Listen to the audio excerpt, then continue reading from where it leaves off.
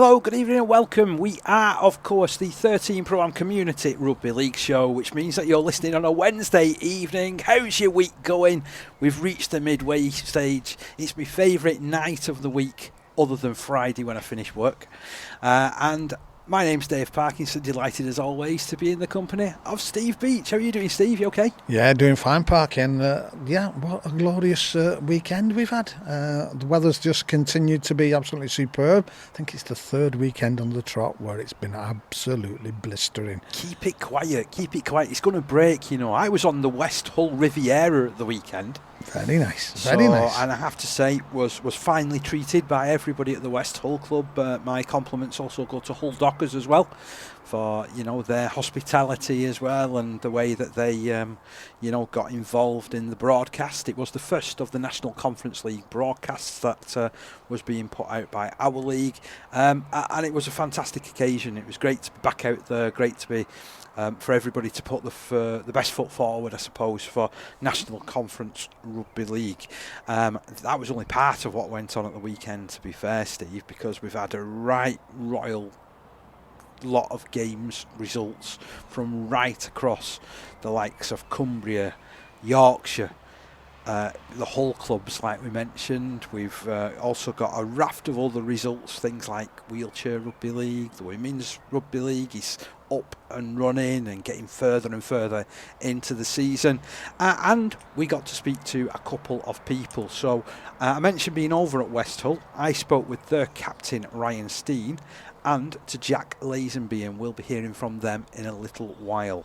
But before we go anywhere with this, or I should say before we go anywhere else in this episode, I want us to concentrate on our club of the week. So, you know, as I always like to pin down a club, not literally, but I like to have a chat and find out exactly what's going on, what makes the people involved tick, and just generally find out about. So, the club that got involved this week was Eastmoor Dragons. Now, you may be thinking, Eastmoor, where's Eastmoor? I was just thinking exactly that. I was thinking, I've heard them and I've seen the name God knows how many times, but I rack my brain and think, whereabouts are they? Whereabouts? Well, I tell you what, I'm not going to tell you because it came up in the interview that I've done with James Ganley, the chair, and head coach Richard Colley.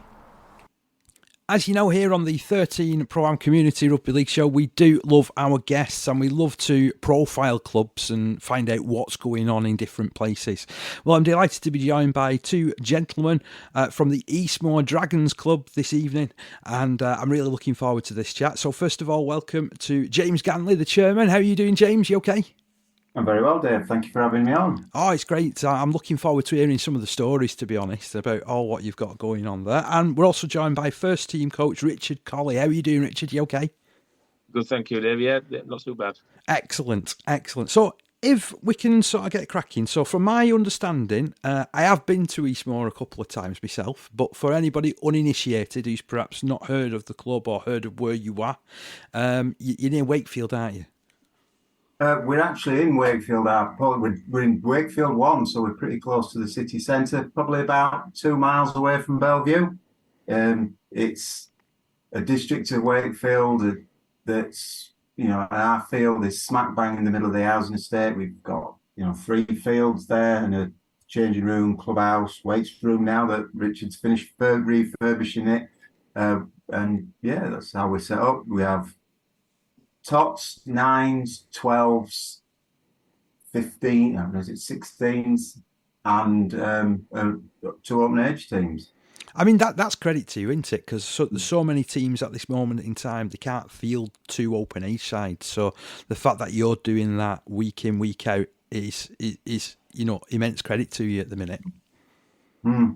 It has been difficult since the pandemic to get playing numbers that remain interested. Particularly, there's a lot of lads that aren't playing week to week for whatever reason, and I think that's certainly one of the biggest changes I've noticed since the pandemic is that those guys that would have sort of graduated to an open age through the sort of 2020, 2021 season, it didn't really happen. Mm-hmm. And we particularly last year, we struggled because we had a lot of guys that were of a similar age, and they got to the sort of end of their careers and kind of went, no, this is not for us anymore. We can't really do Conference League week to week. And we did see sort of players drift away because of that. And we did really struggle last year, but we seem to be doing a little bit better this year. Touch wood. Richard's got a few wins on the board. I think we went 4 straight before losing out the last couple, and that's been not the case for quite a few years. I think it's a long time since we did 4 back to back. Yeah, well, I mean, at risk of, being a glory hunter, I suppose, Richard, when I originally got in touch, it was when you was right in the middle of that run of wins that you was putting together on the board. You jinxed us, aren't you? It usually happens. I'm so sorry, so... how are you enjoying the challenge? Because it obviously sounds from what James was saying, it's been a challenge and a transition period for the club in a lot of the respects. Yeah, I mean... I just like coaching. I know Joss is not on, but between us both, we kind of do it from a football sense where he's kind of rallying lads round, getting them out and organising them. And I, from all my background, I like getting on the field and coaching. That's kind of what I enjoy most out of it all. And all the lads this year, last year as well, as it changed over, they really bought into sort of trying to better themselves, really, just get better performances in and just play a little bit better and enjoy your rugby a bit more, learn the game a bit more. And that, again, that's kind of what I like. And what Joss is excellent at sort of getting all the lads organised with on and off field stuff. So between us both, we do it quite well. We've got a pretty good relationship between us. You have been particularly competitive, haven't you? Throughout all your games this season. Yeah, I mean, and that kind of started from last year. It doesn't really sort of. We look at the league table. Last year we picked up 1 win and a draw, but you look through his results, barring 1 or 2, because there were some good sides in there last year, and we were competitive. We just didn't really know how to get over the line, so to speak. Not necessarily the try line, but just when you're behind, can you get your chin in front and get that win, or can you hold the win when you just a try up? And we're just not good at that, or we haven't been good at that. And this year, because we've been banging on about it, we've sort of managed to close games out, as it were. So yeah, it's just been a little bit better in attack. I think the big thing this year is our defence has been much better. Yeah, and just trying to create more of a winning habit. Because obviously last year we were all a bit of a losing habit, so there are habits to change, but we're slowly getting there, and the lads are believing in themselves a bit more. So it's credit to them, really. So yeah, it's been good to be a bit more, as you say, competitive. And again, from what James was saying before, with the teams that you've got within the club now, are you starting to get that little bit more of a conveyor belt going through? I noticed there's still a couple of gaps in there, isn't there? But when you've looked at strengthening the side, where have those players come from? Yeah, I mean, what you do is you have this. I think I'm sure it's true of all clubs that you have this when lads get to sort of 16-year-old and then it goes 17, 18. But 16-year-old things start to happen. They either get picked up by pro clubs or they end up with wives and girlfriends or things like that. Leaving school is a big impact on young lads, and so it's hard to sort of maintain them and hold them through that, and keeping that interest in rugby. So, like James was saying, is to have that sort of second team where they can filter in a bit more gradually is pretty crucial, really. But the estate, it's an important estate. It's like Jimmy says, it's bang in the middle of the estate. There's a lot of young kids with not much else to do. Nowadays there's too much encouragement to sort of stop in and playing your computer. So Eastmoor as a club, a bit of a nucleus to that estate is really, really important. I think we just need to sort of keep driving it. Yeah, so what I was going to jump in and say, we had a very strong under-18s last year, but the problem with that is they were all the top end of that, so they either graduated, and we've got 2 or 3 through, and we didn't have many lads who were 17, so it would have been the top end of the under-17s, so we've kind of dropped back down. So we're also going through a big rebuilding phase with the juniors because we sort of lost various bits of leadership with the juniors through the pandemic, and Adi Fleming's jumped back in now. We ended up originally with 2 teams. We've got back to 4 teams now, and I know Adi's working really hard to try and build that back up. But obviously, if you're going to do that, you've got to start at 9s and 10s, because otherwise you're just pinching players from other teams, and that's not really helping the game long term. If you're going to do that, you've got to try and bring more people into the game, and that's how we're sort of doing it. And as I say, Wakefield, it is, I think, struggling a little bit. When Richard and I were growing up, there wasn't really any football in Wakefield to speak of. There's a lot of junior football teams in Wakefield now, so you're kind of competing against that. And I know it's different seasons. Same for Richard. He's sort of lads have been pulled with the mates into football rather than playing rugby. So it's a difficult competition that. At the moment, it is a worry, isn't it, in that respect? But it sounds like you're doing everything that you can, and let's be honest, if you're approaching a junior section and even replenishing a junior section, that's something that it doesn't happen overnight. It takes years, doesn't it? To put things in place and to bear the fruits of that. So I'm hoping that with all this work that you've talked about, and building it up from the 9s, in 10 years' time, we're talking of a really, really strong, potentially. First team with players coming into it each year, aren't you? Well, that's the ambition. I mean, as the chairman, where I'm looking is the where you want to be is kind of West Halls, Wigan St Pat's, Siddles, those kind of clubs. When you look how they do things and how they develop from juniors through to open age, and you look at the sort of opportunities that they're creating for young people through rugby league, that's where we as a club are sort of aiming to be, chasing those guys. But, it starts with make sure you've got the right facilities and everything in place. Well, we've done really well with that over the last 2 years. Richard's probably going to pick it back up in a little bit because I kind of cut him off a little bit. But the guy that passed away, Dave Roberts, did a fantastic job of securing some funding that allowed us to redevelop some of the changing rooms. That means that we've got a fully accessible suite of buildings, which we didn't have. It was really difficult to get wheelchairs into our clubhouse because we've always had the clubhouse, but it's kind of been built in pieces since the 1960s. But we managed over the pandemic, through Dave's work that he'd done accessing this funding, to redevelop a lot of the clubhouse. And as I say, we're just finishing off the gym now. And then, as I said, we'll have absolutely outstanding facilities. I don't know anywhere else in Wakefield that'll have anything like we've got in terms of the offering with changing rooms, fields, bars, rooms, and then finally, as I say, the finishing piece is the gym.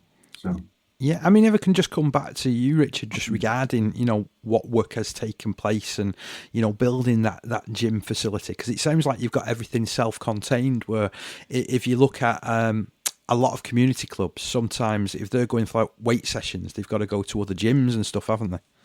Yeah, I mean, that you're trying to create something sort of attractive for people to come. Gyms cost money. If you're going to go do that, which is a vital part of rugby league, you've got to keep sort of strong. You've got to keep sort of fit and healthy. Look after your joints. And if you can get something like we've now got that, lads can do that.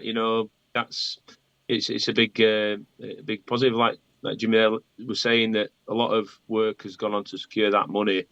It was just about doing right things with it, and I've always worked in gyms. That was part of sort of my upbringing in a work perspective. But so I kind of knew what goes into gyms and how they sort of need to sort of go. So yeah, it's just a nice little setup that we've got, it's slowly getting there. I mean, as I say, I came in sort of 2007, and I was always impressed with facilities back then, really.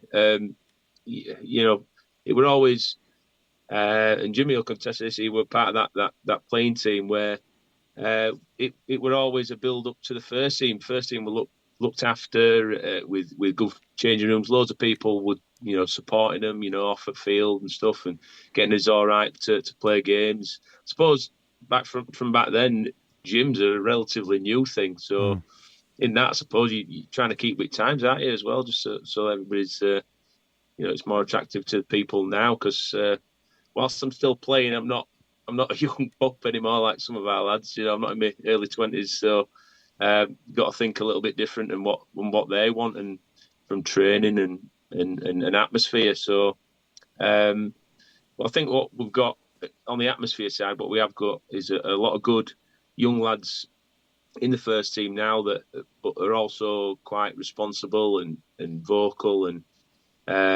whilst they're young, that they are the senior members of our team, and they tell us what they want, and we try and cater for it as much as we can. So yeah, it's moving in the right direction, but we'll always keep working to be better all the time. And what I also love as well is the fact that you already alluded to it before, James, that you're right in the middle of that estate.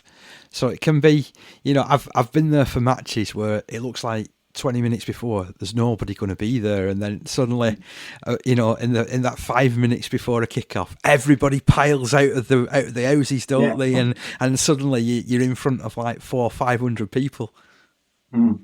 Yeah, you can be. I mean, going back quite a while, we played, I think it was Egremont, in a third round Challenge Cup game, and I always felt badly done so, because us and Egremont drew the two amateur teams in the third round of the Challenge Cup, and we drew each other. And Egremont beat us with a last gasp try from a guy who the week before had been playing in the Super League team at Workington, and it was around the time that disbanded.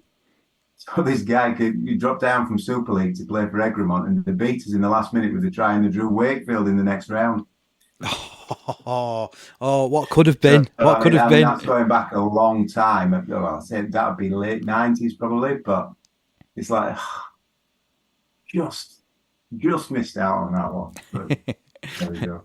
Whilst we're talking Challenge Cup, obviously that's one memory. Has the club got other memories of other cup runs that it's been on?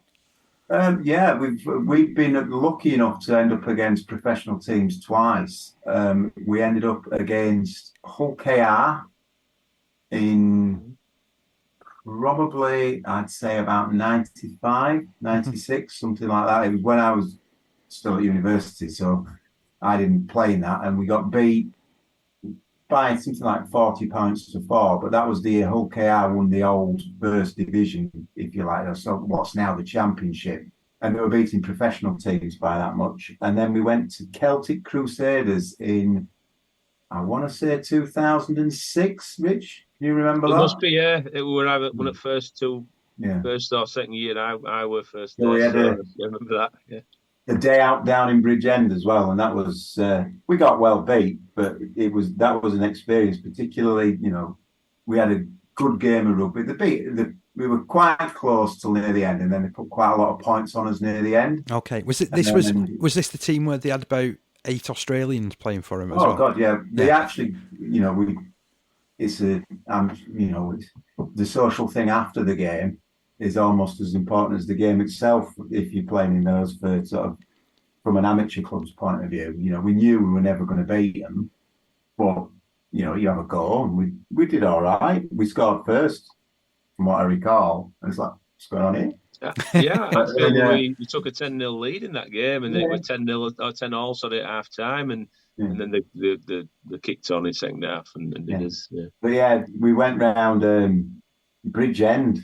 They were playing in Bridgend, and quite a few of their boys, the Aussie boys, came out with us. And as I say, it was a good night out. It was an experience down in Bridgend, I'll put it that way. It was probably their first initiation around Bridgend as well, wasn't it, for all those Aussie boys? So they thought, you know what, we need some good Yorkshire folk around us to keep it tight. Yeah. I was going to ask as well, because not that I'm advocating drinking in rugby league, etc., but that must have been one heck of a trip back as well, to be honest. I often go, we hear like teams when they go up to Cumbria, it's like, oh, that's a 12 canner, that's a 15 canner. I wondered how many it would be coming from South Wales, to be honest. I have no idea. I know I got off the bus in some state, but by the time I got off it, I remember that. I'm glad that you've still got recollections of it all, though, to be honest, because it's great. I can't remember a lot, I'm not going to lie.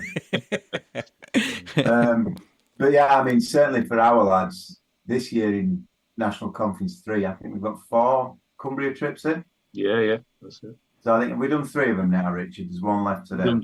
Yeah, there's just Millham. I think Millham to go. Just Millham to do. But I certainly think our lads enjoy it. And usually, as you say, it's a shame he's not with us, Joss, today. But Joss usually has some sort of social organised. So I think so far I've seen wrestlers, swimwear, and weird shirts. I think we've done so far in the 3 trips back.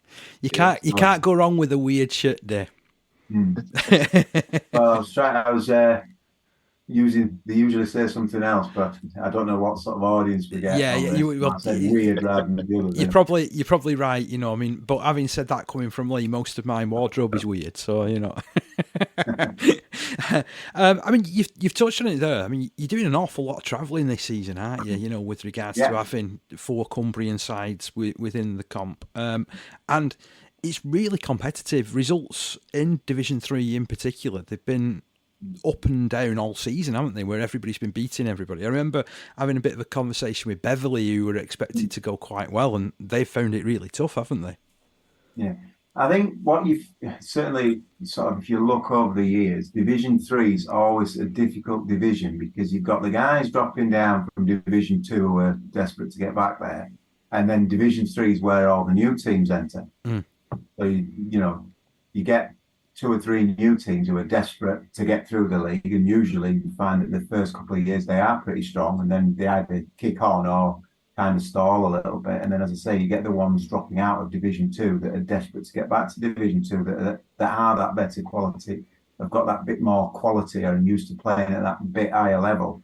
I mean, I don't think there's a massive gap in standards between 2 and 3 as an average, but the top end teams in 2 will be a sort of a long way in front of the bottom end teams in 3. But the top end teams in 3 are probably as competitive as the top end teams in 2. That's kind of my sort of take on it, looking at the teams that I've seen over the last sort of 5 or 6 years. That'd be my take on it anyway.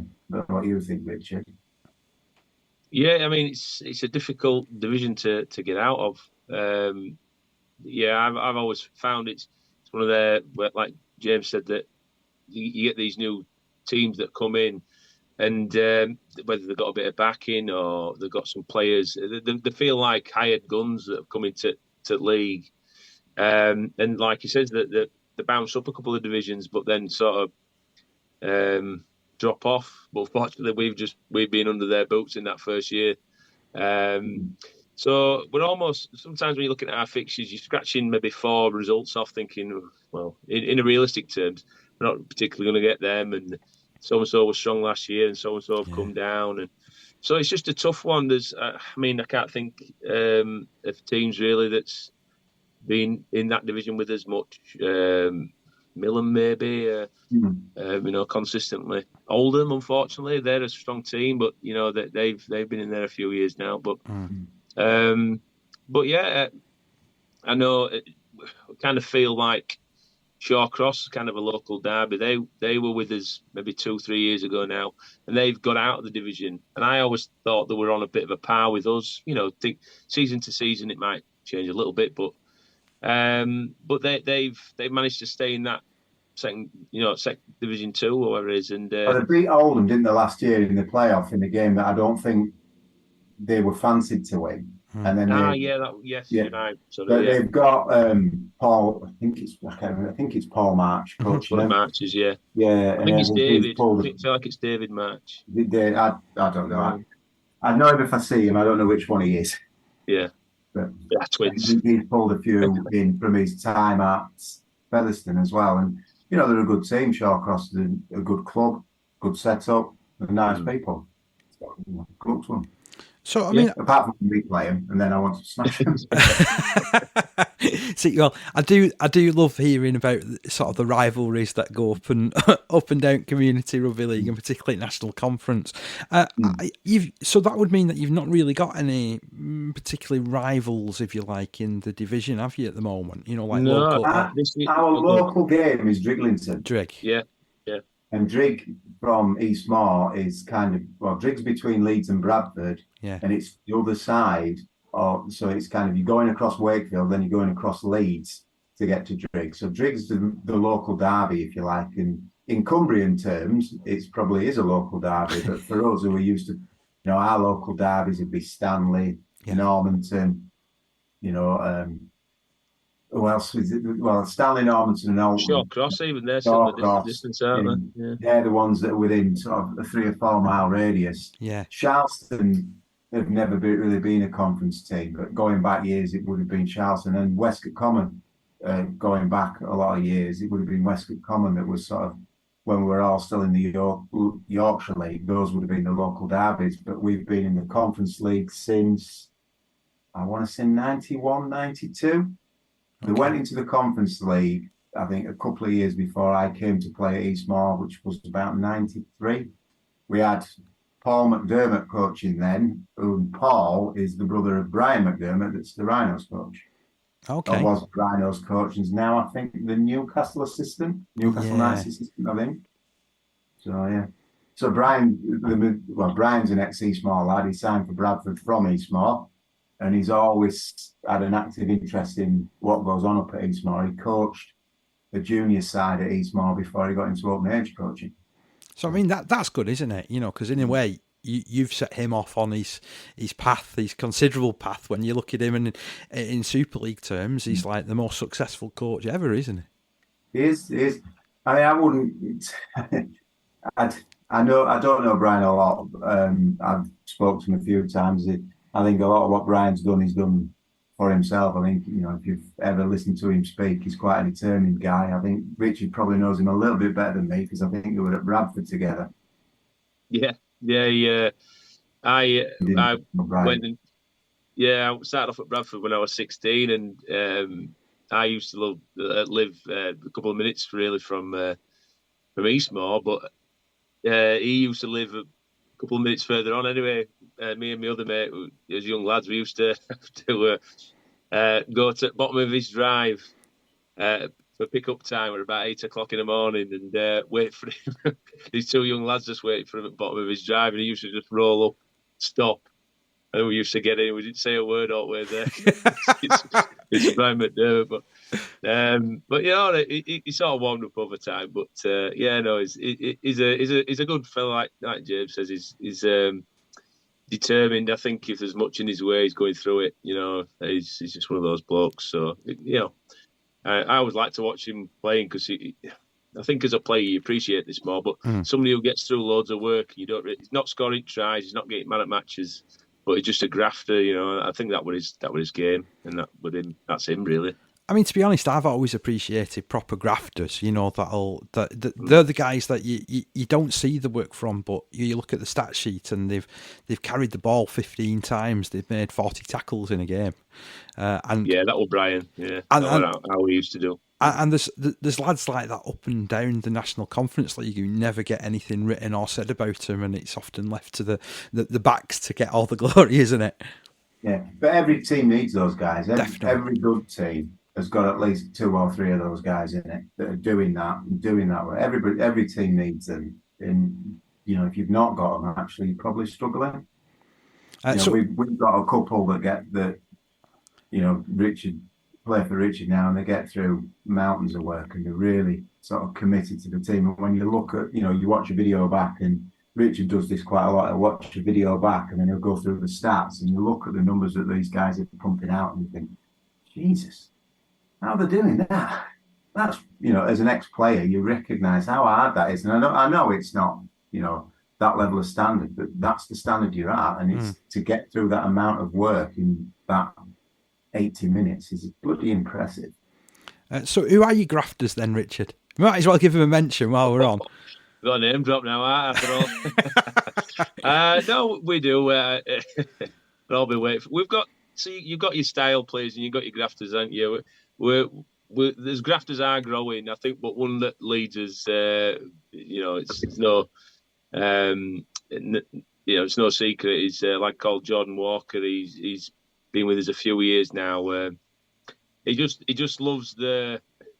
He just loves the contact of it. He just likes getting in people's faces. He likes sort of being a nuisance, but in a nice way. I don't know if that makes any sense. But and he's just he is a quality. Technically, he's a quality defender. When he's tackling, it's bob on. I've always been a stickler for good tackling, and he is a really good defender.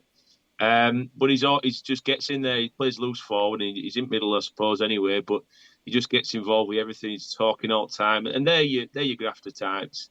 And it's rubbing off either side of him. There's a young lad called James Hopkins doing a great job. He's a fantastic tackler. He's a pick up and dump type tackler. Mm-hmm. Love them. And on the other side of him, there's a lad called we call him Windass. Callum Roberts. Callum Roberts, yeah. Big lad, just come out of nowhere, really, just playing some really, really good rugby, just getting, he's a bit more even, he gets even sort of runs and carries. I could go all across it, really, as forwards as well. At prop, we've got two lads that get through a ton of work, Reece Nicholson, Ryan, I can't remember his we call him Bingo. Pingu or Bingo. But we have got the style players. I suppose if I'm going to sort of say all those lads, I've got to sort of speak about Danny Johnson as well, R6. A couple of young lads in Arbs as well that are coming through that were last year sort of 18s. Tom Oxley. I've forgotten the ginger. Tom's younger than that, Richard. Tom's he might have just turned 17. So Tom was with Wakefield through their scholarship scheme, and for whatever reason, he's not continued on into the academy. So Tom's come back and he's playing as scrum half in the first team. At sort of, he might be 17. So we've been lucky from that point of view. And then we've got one of last year's under 18s. I don't know if he was captain last year, Billy. Finity, yeah. Forgotten his name, but yeah, Billy. Finity, that's it. It's terrible when you're under pressure and you know it's being recorded. Yeah, Billy Finity has been playing some halfback as well, and Billy's been going really well as well. Don't look at the recording button. Don't look at the recording button. It's fine. No, it's. I've just seen it when you're under pressure.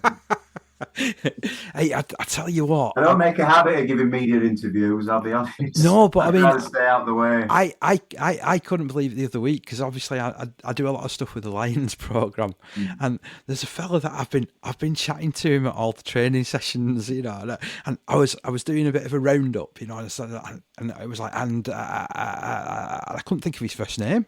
I'm like thinking, I've been chatting to him for like 3 months. So I think I'm going to blame that on my age. I'm starting to get a bit older now, so I'm going to blame it on that. Nothing to do with the fact of anything else. On head, then I'll blame it on age. So I want to sort of because it sounds like you've got a good relationship with guys if they've been on scholarships, because quite often they're the guys that kind of drop off, aren't they, if they don't get picked up. So it sounds like you've got an open door policy for guys coming back. Oh God, yeah, and it's an open door policy for anyone at Eastmoor, really. We'd like to say that we're a very inclusive kind of environment. I think, if you can behave properly and you fit in with the sort of values and things that Richard and Joss want, then it's a very open door. I think one of the things where we have struggled at Eastmoor is actually those guys that have gone off to scholarships and things, we haven't done very well at getting them back. If they're either, when they've dropped out of that system, they've not really come back to us. And to be honest, they've dropped out of the game altogether. It's one of sort of my hobby horses and drums that I bang quite a lot is how many players that we lose from sort of 16 to 20 and how that affects the open age game. And I think that's sort of system is the biggest cause of open age drop-off and player drop-off. because they just lose touch with their mates, lose touch with the environment. And, you know, they're used to being in a certain environment. And then when they get told that's not happening anymore, the guys that they played rugby with aren't there anymore. Because they, you know, that team's disbanded, or those guys that perhaps weren't the strongest players didn't keep playing. You know, and that's a sort of drum that I bang quite a lot. Is about how we make sure that there are pathways for those guys to come back to us. And Tom's the first one really that I've seen do that for some time, that set off from Eastmoor and came back to Eastmoor. I think James Hopkinson, that Richard talked about earlier, came to Eastmoor as sort of an under-17 player, but he came back out of the Bradford system. Okay. He'd been at Bradford, I think. And then he came back, and I don't know who dragged him up to Eastmoor, but he's really settled and found a home there. And as Richard says, he's probably 19, 20, I think, and he's going to be some player in a couple of years, because when he fills out, and that's what's happened with Callum. Callum's done sort of 2 years around the edges of the first team at 21, 22, and he's the level that he's playing at this year because of how he's looked after himself off the field and who he's playing with has just lifted. And we've got some other younger lads that, you know, you think have been around a long time, and that's how long they've been playing. We touched about, Richard mentioned Reece Nicholson. Reece will only be 23, 24, but I think he's been playing open age for probably 7 years now. So, you know, and Reece's brother, we've got Declan as well, who was another really good player. And we were lucky, you know, Declan was a Yorkshire under-18s player. We had the full front row from the Yorkshire under-18s. Unfortunately, Charlie's been injured, but we had Charlie, Robbie and Declan, and unfortunately we can't keep them on the field all at the same time at the moment. Charlie's had quite a bad knee injury, so he's been out for about 18 months now. But, you know, these guys are there, and it's just getting them back in, getting them into the system, getting used to playing rugby regularly, because that habit's dropped away from them. So they're not in the habit of training twice a week, playing every Saturday, because they've lost that sort of routine, if you like. Getting them back on that routine can be quite difficult. Do you also feel as well that that's possibly league-wide? Because there's so many coaches and there's so many people that I've spoke to. I think it was, who was it a few weeks ago? They'd only played about 5 games this season, so it was Pilks Rex. And I was having a chat to the head coach, and he said, I've used 32 players already in 5 games. You know, so is that being replicated at, you know, like your club as well? Richard's probably closer to that than me. I've had some work commitments and things, so I've probably not been to as many games as I would like to have been this year. So Richard's probably better placed to answer that than I am. Yeah, I mean, certainly last year we went through a ton of players, and it would, you know, dragging some people who probably consider themselves almost to be retired back in and just to make numbers up sometimes. This year we've been a bit more consistent, and I think where it drops off sometimes is work commitments. That sort of interferes, which is just real life, isn't it? But injuries, you know, or sometimes fear of injuries, you know, lads sort of worried about like work or something like that. If they've got a bit of a niggle where old days, you plough through it, but you know, they've got to consider these things, haven't they? And you can't knock them for it. So. Yeah, it's about sort of making a bit of a culture in club to get, like James was saying there, to get as many people sort of staying or coming back or anything like that, and just making sure that they know they're welcome.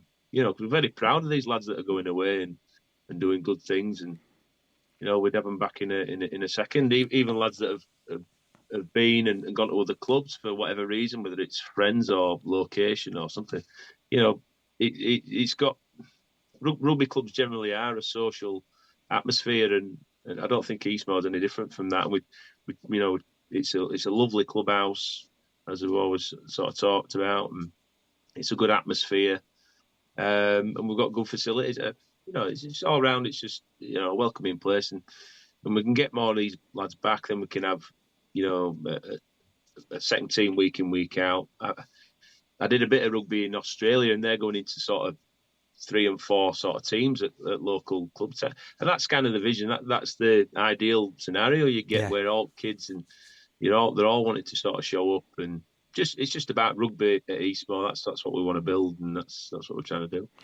Now, I know that you've got a really, really proud history as well. You're celebrating 150 years. So I think there's yourselves and Millham who are on 150 years this year, which is it's phenomenal when I'm looking down the list of like National Conference League clubs, and there's 2 of the oldest clubs in the country, full stop, which are playing National Conference League against each other this year. How have you been celebrating your 150th? We've done a few different events. We've got we've tried to do different things, recognising sponsors. And as I say, with the programmes, we are still producing printed programmes. I don't know how many other clubs are still doing that, but we're still doing that. Again, most of that work is Joss, and then there are other contributors. Robert Nicholson does quite a lot for that, as well as doing a lot of the work around doing the admin for the open age, the bits that the Conference League need. So we're trying to do heritage pieces about ex-players in there. So we've featured a number of our ex-players that perhaps might not be so well known to the guys who are playing today. So far, I think we've covered Fred Lindop. Fred's an ex-Eastmoor lad, and the junior section at Eastmoor, I think, was initially set up by Fred Lindop. We've covered Brian McDermott, who's obviously an ex-Eastmoor boy. Alan Hunt, the ex-St Helens and Salford winger. Alan's from Eastmoor. Played most of his junior rugby at Eastmoor. I think he had a couple of seasons at Normanton, but he played all his junior rugby at Eastmoor. We've done Andy Fisher, and then still to come, we're going to cover 2 Wakefield stalwarts, a guy called John Thompson, who was the Wakefield assistant, and then Wakefield's, I think, still record appearance maker Nigel Bell. So Nigel Bell's a... All right, I didn't know that he was a good Eastmoor lad as well. Yeah, Nigel's from Eastmoor, played in the junior team that I think had 3 or 4 from that junior team time professional, but he would be the most well known of that crop. And so we're doing various events. We've done a heritage kit, so our Eastmoor kit this year, and the t-shirts that we're wearing now, the Eastmoor colours were traditionally black and white. The idea being that the Eastmoor team played in white shirts and had black faces from the sort of shifts down the coal mine. So that's where the black and white from Eastmoor comes from. And we've tried to sort of recognise the 150 years by chucking some gold in there as well, sort of 3 gold stripes for each of the 50 years. So we tried to do that. And, we've launched a different logo as well this year. We've gone back to sort of a logo with the, I don't know what you call it, with the sort of laurels round it. It's like a crest, is it? It's more of a crest, that, isn't it? Because you've been Dragons for years, and that's more about the actual place, isn't it? That is the traditional Eastmoor badge, and then the Dragons sort of came about with the event of Super League. The committee, and again, I remember this at the time, the committee ran a competition with all the kids to sort of suggest names for the club, and then they picked it out of a hat, and the name they picked out was Dragons. So that sort of came about when the Super League started, and all the clubs were renaming and giving themselves fancy nicknames, because traditionally it was just Eastmoor. Mm-hmm. And then the second team was Eastmoor Select, and that's how they differentiated between the 2. But the sort of board of directors at the time ran that competition, and that's where Eastmoor Dragons came from. So we ran with the Dragons from whenever that was, which was, as I said, start of Super League, which I don't know, what was that, 97? 96, maybe 96, 97, yeah. Yeah, so when all the teams rebranded and we ended up with Wakefield Wildcats and Lee Leopards and all the rest of it, that's when we became Eastmoor Dragons. We weren't by ourselves. I think nearly enough every Conference League club did a similar thing. Is that where Milford Marlins came from at that particular time? Yeah, because I know they've gone back to Milford, haven't they? The guys at Milford, but there were a lot of teams renamed with these sort of fancy American-style monikers after that, which sort of all came out of the, well, let's copy what Super League are doing kind of thing. I mean, it is fascinating. Came from. One of our directors, one of the Lindops that talks about, he's sort of very definite that, anything, the way that Eastmoor's set up, it's a limited company which looks after the bar and everything. Then there's the rugby that sort of sits outside of that. So Eastmoor's actually run by a board of directors like any sort of limited company. Okay. And one of the guys that's who's the sort of treasurer, he's very definite that, you know, the Dragons logo is for rugby, but everything really should be the traditional Eastmoor shield, if you like. So that's why we kind of dropped the dragon off a lot of the stuff this year and gone with the shield, but we'll be going back to the dragon next year. I was going to say, will the dragon make a reappearance? Yeah, and the red in the kit, what they tell me, the reason why Eastmoor got the red in the kit, which is why the dragon was always red, is because Fred Lindop, when he was looking after the sort of kits and things from the first team, got a deal on a kit that was white, black and red because a rugby union club turned it down. So that's where he's from. So Fred, being careful with his money, got a kit then that was red, black and white because he got it on the cheap. So that's where we ended up with the red in the kit from. That's what they tell me. Obviously, that's a long time before I got involved. A Yorkshireman being careful with his money, it'll never happen. Never happen. I don't believe it. Well, I've never, to be honest, I used to see Fred. He used to always come and watch the open age games when they were at home, and he used to stand up on the touchline. So I used to spend a bit of time talking to him. But unfortunately, somebody told me that story, and before I could ask him about it, unfortunately, he passed away. So, I mean, that's sort of local legend now, if you like. That's another thing, though, that I love about doing this show, because we find out about, you know, people that, you know, I've been heard of in rugby league circles, you know. So Fred was a referee of, you know, he's one of the top referees, wasn't he? You know, for many, many moons. And I had no idea that he was so integral to, you know, the history of Eastmoor. Yeah, as I say, I think he did things at Eastmoor. They launched the juniors at Eastmoor, so that I think they were known for a while as the Eastmoor Elves. Because if you speak to some of the guys that are probably 7 or 8 years older than me, they can remember being called the Eastmoor Elves when they were the juniors. And then I think he went down and did a similar thing with Alton's juniors as well. Fred was quite involved with Alton's juniors and launching Alton's junior section as well. So I think he always had a passion as you know, for developing young people and giving opportunities for young people, because I also understand that he developed the first university team in Sheffield as well.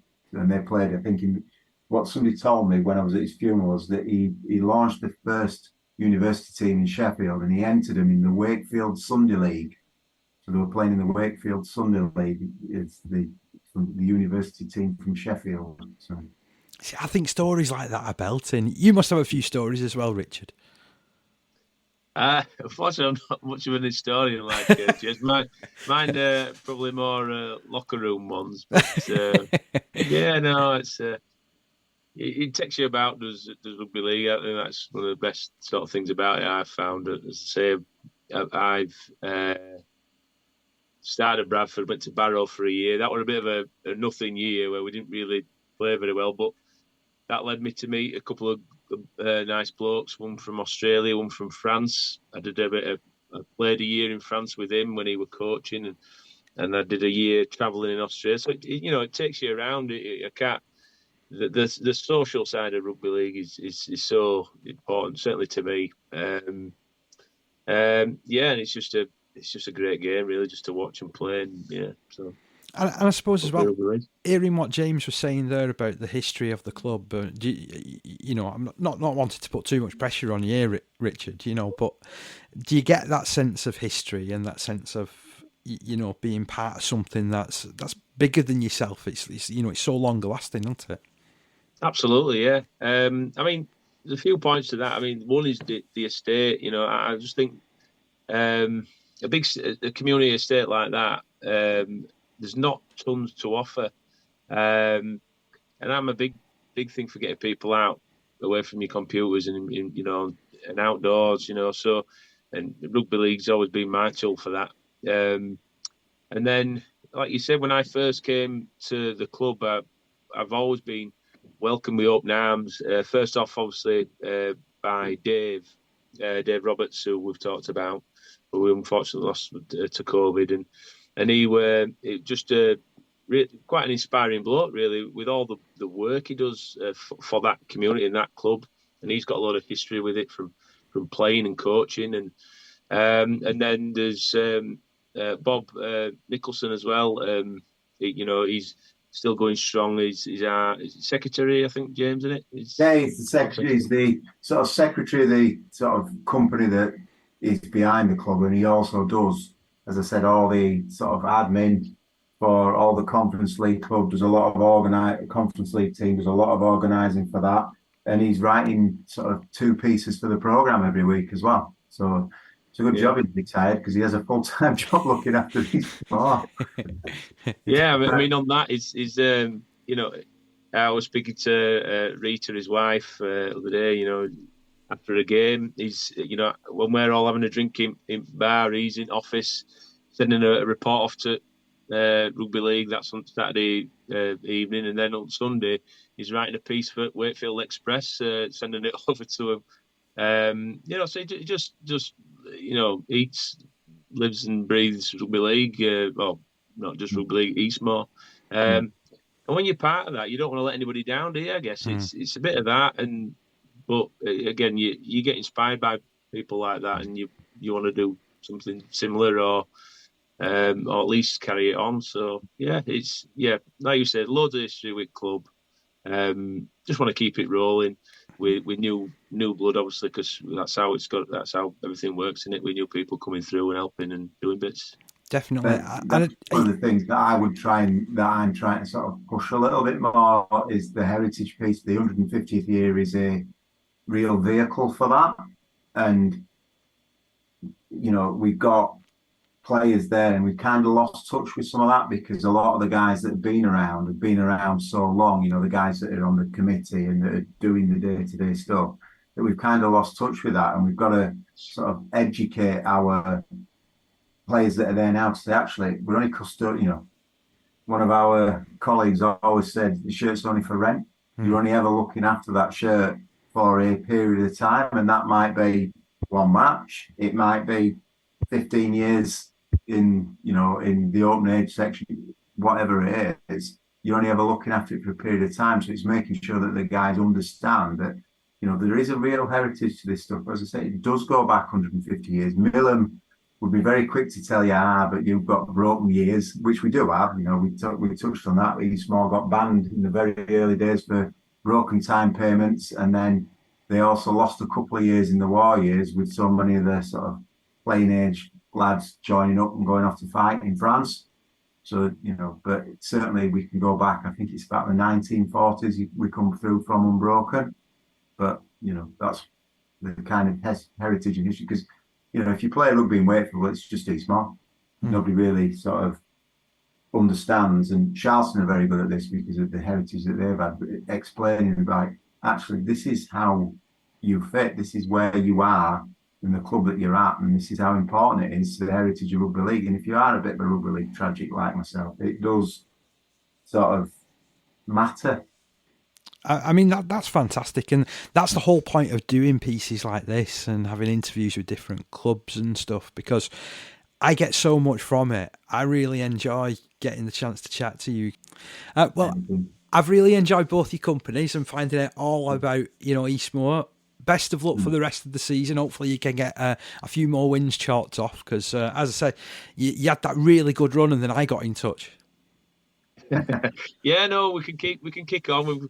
You know, realistically, you know, you look at your fixture list and target some games, and maybe some that you think might, you know, they should be a bit stronger, and perhaps you're not going to get the result you want. But there's still a lot of teams out there that we feel we can pip.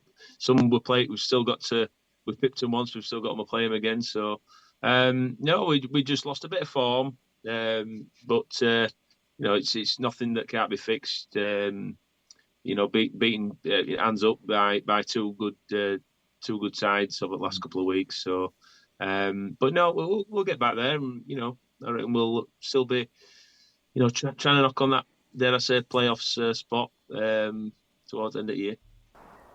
So great to hear from Eastmoor Dragons, and how interesting were those two guys? Do you know what? That was really good. Really enjoyed that. Two guys who, I mean, they're realistic, aren't they, about the club, in the sense of they're not setting the goals massively. They're achievable goals, and what's gone on in the past as well. You know, obviously with the clubhouse, last year's season not the best, but the bouncing back, and another club in Wakefield. How many clubs do they have up that neck of the woods? Well, there is plenty, which is always surprising when you look at how Wakefield Trinity are doing in Super League. That why are they doing so badly when there's so many good community clubs that are within the vicinity of the city? Yeah. The other thing as well was they were saying about obviously getting those age groups back together again. Certainly if clubs come calling and take a batch of them away. And the other thing which I'd never thought of before, which they mentioned in there, is when you get your age groups were there at the top of their age groups, like they were on about the 18s there, and suddenly you've not got the ones below who can come back and fill. There's not enough to fill that gap. I'd never thought of that before, because you would when everybody's going through at once to a certain degree. They'll get to a point where, hang on, all these lot are going to move up together, and then suddenly, if you've not got that same capability coming behind, or if you've not got sort of two age groups playing together, i.e. okay, it's under 18s, so have you got maybe some 16s who are good enough playing in there? If you've not got those who can come in and fill in, then you can be a bit on the snookered side, can't you? And to be honest as well, they're right in what they were saying, that if you get a gap in your age groups, it can then set your club back 4 or 5 years, can't it? Certainly can. Oh, by the way, in the background, we aren't at the F1. We're not at TT. We're not at the F1 Motorsports. We are out in my back garden, actually. I'm just taking in the suns while we're doing this podcast, like we did last year. Got to make the most of things. But getting back to Wakefield and Eastmoor, it is. It's crucial that that gap that you can have, and managing that is essential, and it sounds like these guys have got their heads screwed on in that case. What I also loved as well was the fact that they are improving their clubhouse, they're improving the facilities, and like so many other clubs, they are slap bang in the middle of an estate. Yeah, and they were saying they're close to the city centre to a certain extent as well. What I did like was they were on about the gym that they'd finished, and the fact the way they said, and like you said in the interview, was obviously those types of things. There are other clubs, if they want to use gym facilities, they have to go to a third party, as it were. There's not many have their own gyms, and the knock on to that is there's a cost to that. Yes. Yeah. So if you can provide that, then obviously that's great for all your teams, who can use the gym, to help them get fit, etc., and ready for playing rugby. But there's the other way of looking at, well, how can we make some money out of this by maybe then, when it's not being used by the guys who from a rugby point of view, can we is there a membership sort of thing we can give to our club members so they can use it, so then it helps to fund that back up, with the money that they've actually paid on. And I want to give Eastmoor another good mention here, because I was over at West Hull. I've already mentioned him a couple of times, and we will talk a little bit more. But even West Hull are now developing on-site gym facilities. So as a result, Eastmoor Dragons are ahead of the curve. Yeah. If they're ahead of West Hull in developing this, and we know how well established that club is, and they're a club that's really well thought of. They're highly esteemed. They've got some great youth that's been being brought through. But if Eastmoor Dragons are starting to do things that even West Hull haven't done yet, then they're getting there, aren't they? Yeah, very much so. And I really like that. Yeah, they're leading in the field in that sort of sense, aren't they? And it is. And I think if you look at it from a bigger picture, where we need to use this, but how can it help to fund itself? I know they were saying they did very well in getting grants, etc. For money to help build various things. But the thing is, if you can build something, and then you can help it to generate, sort of a finance for your club, then you're laughing all the way to the bank there, aren't you? Definitely. So I love that chat with Eastmoor Dragons. Thank you ever so much to Chairman James Ganley and to Head Coach Richard Colley. We'll keep an eye on how they go over the rest of the season. Although I did mention, I've cursed them. They went on that 4-game winning run when I first got in touch with them, I was thinking now they're really looking up the league, and then they've lost a few games since. Yeah, but they might put a run together now. This in the back of your Parker. Probably. I hope so. I bet they hope so as well. But yes, so that's my thanks to Eastmoor Dragons for their time, and what was a very considered interview, and loved finding out about them. If you want a similar sort of profile done about your club, then by all means get in touch with me. If I haven't been in touch with your club already, you're on my hit list somewhere, but if you want to jump that list, you can always drop me a DM on Twitter at Dave Parkinson RL, and I will be very, very happy to arrange a chat with your club and to have a natter about everything that you've got going on. It's what we'd love to hear about, isn't it, Steve? We certainly do. Okay, so that's just one part of the National Conference League. Let's run through the results from last week. But I want to, first of all, start with the game that I was at. So, as I've mentioned just a little bit earlier, it was the first game of the season that's been televised via our league. It involved near neighbours West Hull and Hull Dockers. And West Hull returned to winning ways with a ruthless second half that took the score from 24-18 to a resounding 64-18 success over neighbours Hull Dockers in a game shown live via our league. The big win strengthens West's league position as they reach the halfway point of the season. Dockers started quickly when an excellent chase on a Lewis Sheriff kick brought further kicks forward from Graspy and Steve Milne before Dan Sudderby collected and sent Dylan Rawlins hurtling to the post. Sudderby gold. West Hull responded quickly when Ryan Wilson latched onto Sheriff's offload and the ball was left for Jack Lazenby to send Jay Hampshire sliding over in the corner. Wilson gold to level at 6 points each. The hosts hit the front after 15 minutes when a short pass from Josh Wood unlocked the defence and Wilson strode through and stepped inside Sudderby to score and convert to make it 12-6. West Hull made it 3 tries in succession when Elliot Jones and Wood linked and Lazenby got away from 2 defenders before dropping over the line. Wilson added his 3rd goal and it was 18-6 after 21 minutes. Hull Dockers replied with more quick reactions from a kick. Sudderby nudged forward, then there was a lightning pick-up from Steve Milne and a great pass from Rawlins sent Sudderby running in. The conversion made it 18-12 before the 2 West Hull halfbacks organised and linked with Wilson again for him to add another 6 points. Just before half-time, Dockers claimed their 3rd try when Pete Holmes held off the defender and Sudderby supported for his 2nd try and added his 3rd goal to make it 24 points to 18 at the interval.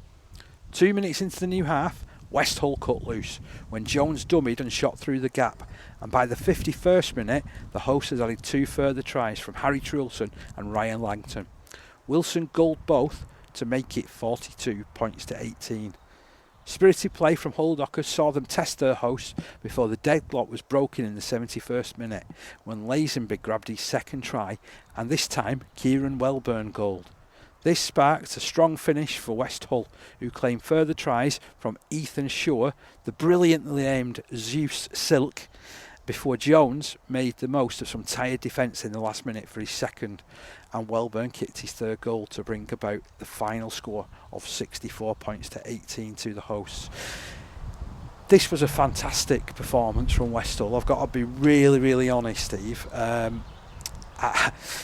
It's funny because with where we were filming from and commentating from, we were on the side of the Hull Dockers bench. Yeah. So as they're coming out from half time, Craig Cutt looks up and he goes, "I don't know how we're still in this," because West Hull had been very, very good in that first half, and Hull Dockers had basically responded via kicks and tricks. Yeah. Which sometimes they can go for you. And I was really looking forward to the second half, actually, because I thought if they can get a break early on and they can get a bit of field position, they're going to go on, because they look like when they get in that sort of position, they're quite dangerous. Yeah. But it just went completely the other way, as sometimes happens. So, 3 tries in the first 10, 12 minutes of the second half. The game's done as a contest. They've virtually put the cue on the rack of West Hull. And the impressive thing for them, that even though the scoring had stopped, was the performance of their fullback, Jack Lazenby. So he is one of the most I don't know, he's got a really strange and strong running style, and it almost sees him be able to mould his way through the tackle and to suddenly pop the ball out or get free again from the impact of the tackle. So much so that I called him Mr. Plasticine on commentary. I loved watching this performance from him. It genuinely was real star quality, and it meant that when we were coming to pick the player of the match, there was only really one winner. Although I've got to also compliment Ryan Wilson. Quite often when we've been reading reports across National Conference League over recent years, he's been playing as a prop forward. He was playing as a second row this time round and linking particularly well with Josh Wood on that right side attack. The two of them had this sort of uncanny ability to just read each other and know when they were going to come up with the play. And then on the other side of the field, you got Elliot Jones, who spoke really well about last season. He finished the season representing the England Community Lions against the Wales Dragonhearts, and he was vice skipper for that game. And you could see all his leadership qualities, and he does add some real quality to West Hull. They're a good team. They're a good team, which is why it was very surprising when we looked over the last couple of weeks that they slipped up, because they had such an outstanding start to the season, where I think they'd won 4 of the first 5 games. But then the 5 games that they've played since, they've lost 3 of them, which is almost unheard of, very from much, that. But this win keeps them back in with a chance. It keeps them hanging on and, to be honest, strengthening their position in 4th in the Premier Division. OK, they're behind Hunslet Amateurs, Rochdale Mayfield and Loughborough Hornets, but if they can remain in the mix come playoff time, I see no reason why they might not get to the grand final and perhaps cause an upset. And that's it, isn't it? If you're in that mix and then you can get, you can peak at that time, I mean, then you've got the experience behind you. At the end of the day, you can angle those big games. Just noticed Kieran Welburn kicking, is it 3 goals? 3 goals, yeah. How did he go? Well, he was playing out in the centres. So this will be the 3rd position that I've seen him play. Obviously, I know Kieran pretty well from when we were out in Italy together. One of the Lions of that successful tour that brought back the Under-19s Championship. He was playing second row out in that competition. We've seen him play as a half-back for the Under-18s. He was playing out in the centres. Did all right, did everything asked of him. At times found his opposite centre a little bit of a handful, but gradually got the better of him. There was one particular break that he made in the first half where he just latched onto this ball and suddenly he's 60 metres down the ground, and it took Sudbury to bring him down, to be fair. So he was quietly effective, and if you remember earlier on in the season, Myton Warriors were very pleased to announce that they'd signed him. Something's happened there for him to end up going back to West Hull. I mean, don't get me wrong, I'm sure West Hull are delighted to have him back. I'm pleased that I get to talk about him again because, he's a decent fella and a decent player as well. And, I hope that he goes on to strength over the latter stages of the season. Totally agree. But I thought that was a cracking win, to be honest, for West Hull. 64 points to 18. So what happened in the rest of the Premier Division? Well, Thatto Heath Crusaders, they travelled over to Rochdale Mayfield, and can anybody live with Rochdale Mayfield at the moment? So Mayfield were 28 points to 4 up at half time and ended up winning by 50 points to 24. A couple of tries there from Harry Sheridan and a couple of tries there for Deck Sheridan, so the 2 Sheridans combining superbly as far as the try scoring went. Jordan Parr continuing his excellent form with the boot with 7 goals, and for Thatto Heath they had tries from Paul, Dudley, McCabe and Crean. Tracy also chipping in, but they were a distant second best in losing 50 points to 24. So Rochdale Mayfield, a resounding win for them, another resounding win, 50 points to 24, and that is Thato's 7th defeat of the season. It's huge, Dan, isn't it? I don't know whether they lost that many last season, to be honest.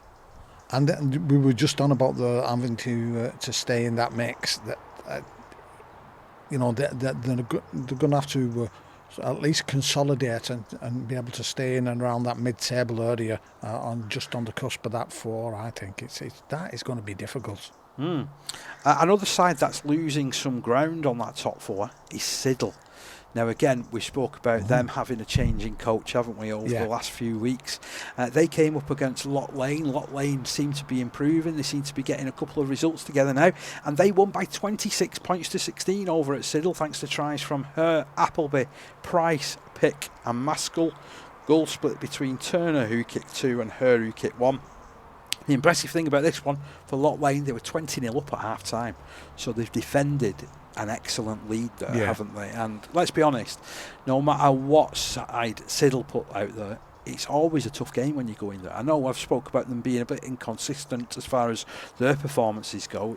They've also lost 7 games this season, but that's a noteworthy victory, that, for Loch Lane, isn't it? It is, and same as you say, you know, there are teams there now in and around that area, which you would have thought, certainly last season, you'd have thought on the back of, you know, sort of past results in seasons gone by, you think, hang on, they're not cellar dwellers as such, but, you know, the sort of teams you would have thought would have been pushing higher up. Loch Lane, you know, obviously by getting that win, puts them above Siddle, and which is on the coattails of Tatterwith Crusaders. Another team that's on the coattails of the top 2 is Wathbrow Hornets. We've mentioned as well at certain points over the course of the season so far, they've got a centre called Weatherall. And he keeps scoring. He grabbed 2 tries at the weekend against Lee Miners Rangers. Howland also scoring 2. The only disappointing aspect as far as this particular performance of Wathbrow is concerned is possibly the goal kicking. So they managed to get 3, 5, 6, 7 tries and only kicked 3 goals. So that could have been even more resounding. They were leading by 18 points to 10 against Lee Miners Rangers at half time. Got the job done in the second half with a powerful performance. Miners Rangers, they still rock bottom of the division. They're kicking the way a little bit. They are being competitive in a lot of games there, but they just are struggling to get the results, aren't they? They had tries from Burnett, Grimes and Gotts, with Pilkington adding their sole goal. And then we have Hunslet Amateurs going over to Wigan St Pat's and winning by 54 points to 0. Interesting. Jamie Fields has continued his playing comeback. He played in this game, and I've only seen a couple of the tries that were scored, you know, in this. And there's a fantastic one to look out for on social media from Jack McShane. Absolutely phenomenal. We spoke about what a strong runner he is. He's another one of these sort of wiry fullbacks that are around in the National Conference League at the moment. A really, really impressive player. He's twice the National Conference League Player of the Season. Yeah, he won it in consecutive years. He's a phenomenal player at this level. And the try that he scored, he picked his way through 4 defenders. Yeah, I don't know of anybody else at community level that could have scored a try like he did at the weekend. So well done to Hunslet Amateurs on a 54-0 success against Wigan St Pat's. We're on about Wigan St Pat's, and we've discussed them over the last few weeks, how they've just sort of been getting the feet back under the table and then slipping back. But to be honest, I mean, there's a lot of people have been put to the sword by all amateurs, so there's no disgrace there. Obviously, all amateurs have been made up with the 54 points, but again, as we say week in and week out, you know, the nil is a huge, sort of bonus, you know, from. But again, like we were saying, it's the 3rd Saturday on the run where the weather has been absolutely phenomenal. So that is really, really good. And I'm just wondering if Jamie Fields has actually come back because Leeds United have been relegated. Oh well, I don't know. Big Leeds fan is Jamie. Are you gonna pose that question to him? When I see him, I will certainly ask him. Okay, I'll get him on. You can ask him. Yes, the only other outstanding result from the National Conference League Premier Division that we haven't talked about, York Acorn. They're going about their business pretty well. I'm impressed with them this season. Do you know what, Parky? Do you remember the Eastmoor Dragons saying you jinxed them? Yeah. I think York Acorn have been jinxed the other way by you, because since we started speaking about these about 3-4 weeks ago, the results have suddenly gone, you know, on the just moving on, and They're doing really well. Well, I'm glad to have a positive influence for a change. Normally, I turn up and things go to terribly, don't they? But yeah, York Acorn 36, Kells 4. And to be fair, Kells really in this game. It was 24 points to 4 at half time. They only had a try from Chambers to celebrate. York Acorn, well, they had tries from Parker, Hunt, Tengu got 2, Forcell, Porter, with Anthony Chilton kicking 6 goals. That's an impressive victory, that. And what that does as well is it moves York Acorn up into 5th position in the Premier Division. Yep. If we just have a quick look at that league table, so we've got Hunslet Amateurs out on top by virtue of a 45-point difference over Rochdale Mayfield, who still have a game in hand, remember. So that'll be interesting to see what happens. I feel like we're almost talking about Arsenal and Man City as they're going head to head over the course of the season. Then just beneath them in 3rd spot is Wathborough Hornets, waiting for one of those two to slip up before being able to judge where they're going to go. West Hull are staying in there. They've won 7 and lost 4 of their 11 games. And then there's a bit of a gap and a real battle developing. So you're either pushing for a top 5 spot or you're getting a relegation battle, aren't you? That's as stark as it is in the Premier Division. So you've got York Acorn on 10 points in 5th position, Kells in 6th with 10 points, Thatto Heath Crusaders with 10 points in 7th, Lot Lane in 8th with 9 points, Siddle and Hull Dockers locked together on 8 points each, but Siddle have a much improved point difference by comparison to Hull Dockers. And then you've got the bottom 2 in the division, Wigan St Pat's and Leigh Miners Rangers. I wonder whether there's going to be a change between those two in the coming week. Those two are due to meet each other in the next 3 or 4 weeks, I think, over at Leigh Miners Rangers. So that's an interesting result to look out for. Okay. You've heard us talk about the Premier Division. Let me just jump back to West Hull, because I caught up with a couple of the players who celebrated success at the weekend. So first of all, we're going to hear from their skipper, Ryan Steen. Okay, and with Ryan Steen, the captain of West Hull, got to say, what a second half that was. Yeah, it was good. To fair, first half wasn't far off either. They scored a few tries from ricochets off kicks, so I thought if we just keep working hard, then the opportunities will still be there. We'll do all right, which was what happened there. Is that a bit more like it from West Hull? Because I know you've had a little bit of dodgy form over recent weeks. Yeah, we know we have. We've been on West Enders at times. There's loads of times where we're a better team, but we're still coming away with a loss. So, which is for areas like defensively, discipline, and also, I don't know, probably just making so many errors with the ball as well. So, but we haven't been, like you say, we haven't been clinical, we haven't been good enough at times. Like last week, we were obviously strong on parts of our team. We was the best team for 60 minutes. Just like Twan, obviously, and we start playing for the full 18s a lot of time. We are doing in good spells. We're really good, but we start doing it for the full 80. But obviously today was more near 80-minute performance from us. Like you say, that first half, they didn't really have much ball on us either. They have much ball on us, but like you say, but they still come away with 3 tries. Yeah. So that's maybe some obviously we've been televised. I know Mark probably watch it back and look at them areas to fix up. But I mean, 7 tries second half. I mean, you're doing something right there, aren't you? Oh yeah. Like you say, we've got loads of ability in the team, loads of threats. Got a lot of young lads coming through. Obviously, quite a lot of pace in the team. But like you say, it just does us obviously just making sure we have the ball. If we have a good amount on the ball, we'll score tries. But recently, we have been coughing up a lot of loose. And when you have to do that extra efforts in D, when you do get the ball, obviously sometimes you're under fatigue. But today, like you say, if you get a fair share of the ball in your areas where you want to play, we will score points. You've got some nice versatility as well within the side, you know, because Ryan Wilson can just slot out on right or left or come through the middle. There's yourself popping up everywhere. Yeah, Ryan Willow's a big player for us. Like you say, he's had a bad injury, so he was missing for 8 weeks. Same as everyone, to be fair, it's no excuses.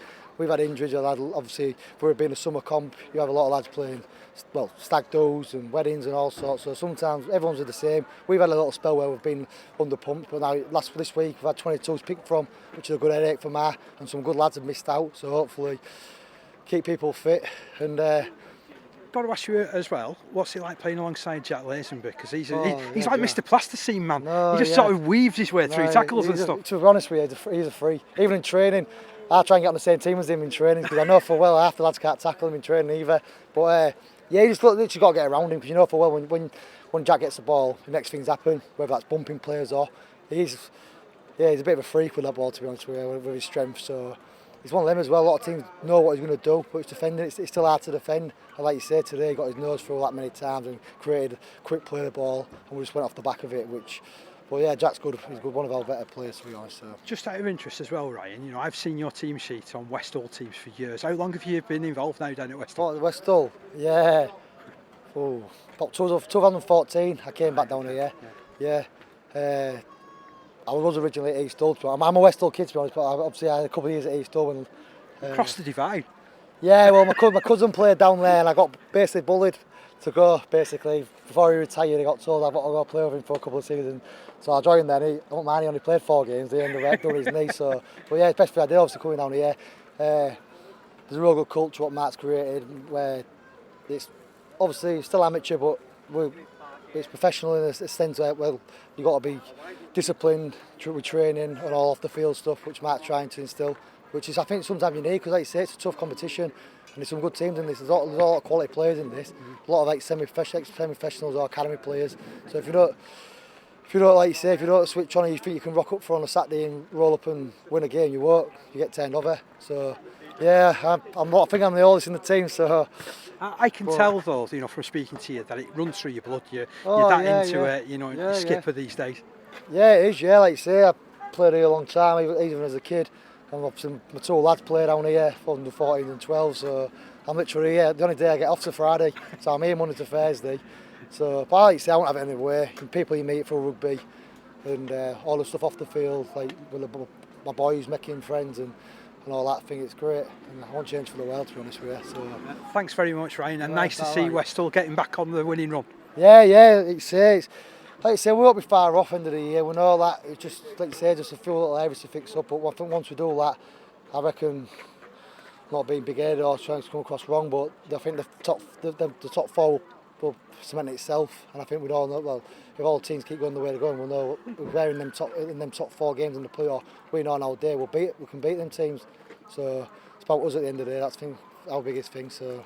Fantastic to hear from Ryan there, and I love the story about him being a West Hull lad, but first of all going over and playing rugby at East Hull, so he crossed the Great Hull Divide. And he said that's because he got bullied by his by his cousin who then promptly retired.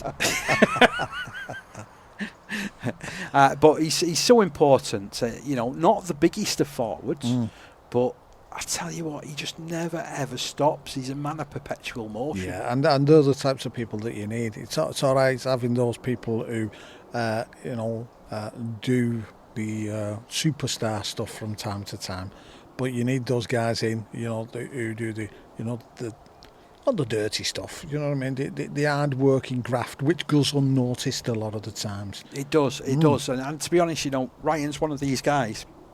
I bet you he made 30, 40 tackles in that game. And I bet you he was never far away. If I looked at his stats, I think he laid on 2 tries. But you don't really notice it when you've got players that have like pace and a bit of flair in the side, do you? And that's it. There was a game at the weekend. I was talking to a couple of spectators, and we were on about forwards. And the thing that was said was, the comment that was said was, you never see a forward really get a man of the match, do you? It's always a winger or a half-back or a full-back. I said, I totally agree. I said, and half of the time, they're the ones who do the hard work that allows those people to, get on the end of a pass or get in, the half-back in a good place to work a bit of his magic. I said, if they weren't getting there, then, that these people wouldn't be getting man of the match. I said, and it really annoys me that they don't get the recognition that they do.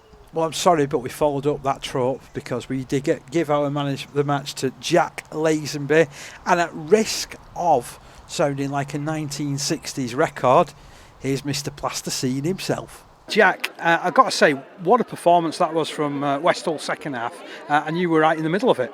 Yeah, I think it was a bit of a rope in that first half. We had a lot of things to put right. They'd start completing our sets a bit better defensively, got back on top and kind of just ground out the sets and really run away with that game. And then what's it like playing behind this pack when it gets on a run like it did? Yeah, it really sets a great platform for us. Like when the boys are going forward in that middle, gives us a lot of room on the edges just to execute and pull the trigger out the back. You look like you was enjoying yourself as well. Yeah, it's good when you get on the front foot, get some quick play of the ball, you can really execute on the back of that. It's not just about me enjoying myself, it's about the team as well, like everyone getting the joy that they deserve, and a lot of hard work went into that win today. I don't know whether you've ever had any nicknames before, but I think I gave you one on commentary, which was like Mr. Plasticine Man, because of the way that you was weaving yourself through tackles. Yeah, I think it's one thing I quite want to be combative in when I carry the ball, not making it easy for people to defend against me and just kind of getting through them gaps and kind of being quite annoying to defend against. I think that's what I try and go with. How long have you been with West Hull now? I've been here since 17, so coming on to 10 years now. I'm 27. So you're getting like testimonial and that, really. If that was a thing around here, yeah. I think we'll be in that territory, yeah. Still quite a while to go, yeah. Still consider myself quite young, so I'll be here for another couple more years. I've just had a natter with Ryan, and we're saying you've had a bit of a dodgy run recently, haven't you, where you've lost a couple that perhaps you've not been expected to lose. But I think with performances like that, now halfway through the season, I think you can kick on for the second half. Yeah, we've had some losses against opposition, which it was really truly deserved to beat us on the day, but when you look at the league table, it's not teams that we should be losing against. But I think as we're starting to build towards the middle of the season, it's about peaking at the right time. Say last year we went unbeaten for a long period of the season at the beginning and then fell off towards the back end of the year and obviously came away with not winning the grand final, coming second. So hopefully this year we start peaking at the right towards the back end of the season and hopefully we can go one better. It's about timing your running tech, and yeah, I think you went a long way in that second half to sort of like putting right some of those wrongs, because you just flooded forward, lots of support, lots of pace. Yeah, so throughout this year really we've gone strong for the first 60 minutes and kind of fall off towards the back end.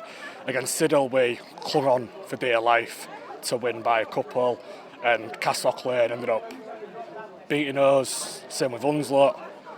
So it's really nice to finish in a game strong today, like to push for the full 80 minutes to play to the final whistle today was a good sign for us, I think. And I think as well with the way that playoffs work, as long as you're in those positions come the end of the season, you've got a chance, haven't you? Yeah, massively. It's nice to finish. I think it's really finishing the playoffs and you really want a home draw, so I think finishing first, second, third, first, third or fourth is pretty much where you want to be. Home draws are quite a good thing here. The crowd gets behind us, we always get quite a good response here with all the ex-players and everyone that comes down and supports us week in, week out. And it's been cracking being down here today, A, because it's been a gorgeous day, but B, you've got lots and lots of things going on there as a club, haven't you? Yeah, I think the Trailers are really trying to work on bringing a better matchday experience, so we always have things going on before the games. Today's an actual ex-players day. They've chose a derby for their first ex-players day of the year, so we've got a lot of people down and it's good. It's good to play in front of a good crowd and see some of the old heads that have retired now and still carry the flag that they carried really and performing well and getting success like they did when they played and not like shying away from anything. Do you get any of these older heads to sort of give you a bit of a pep talk beforehand or anything? We leave that to Mark really. Fair enough. They can be I think they can be our harshest critics sometimes if we're not performing like we haven't been, or they expect a lot from us. They drive the standards here at the club, and if we don't perform to them, they're quite happy to let us know that. Well, Jack, congratulations on the performance today. Congratulations on getting our man of the match, as you was, being, as I said, Mr. Plasticine Man and getting through and scoring a couple of tries as well, getting a couple of try assists as well to your name. Hopefully it's the start of a run for you for the second half of the season. Yeah, thank you for that. Just hope we kick on towards the second half of the season. I've got some hard games coming up and some games that I want to get some wins in and start building some good form. I enjoy speaking to Jack there, and I don't know whether I've now given him another nickname for his, I don't know whether I've produced another nickname for him or what though, so if that one sticks I do apologise. But he was really interesting, again a player that has now been at West Hull for 10 years. Really? Yes, so he's 27 now. So he's at the peak of his powers, if you like. And it's funny because even his captain, Ryan Steen, before was saying that he always tries to be on the same team as him, even in training and in training games, because they know how special he can be. Yeah.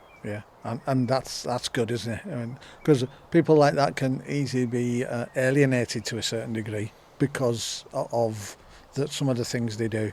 And it's good that everybody appreciates. I mean, especially when he's on your own side and he's doing the things like he does. I mean, come on. I mean, you've got to take your hat off to him. So that rounds up the Premier Division, but what happened elsewhere in the National Conference? So Division 1 saw Clockface Miners host Thornhill Trojans, and I have to say that if you look at results over recent weeks, Thornhill Trojans are really improving.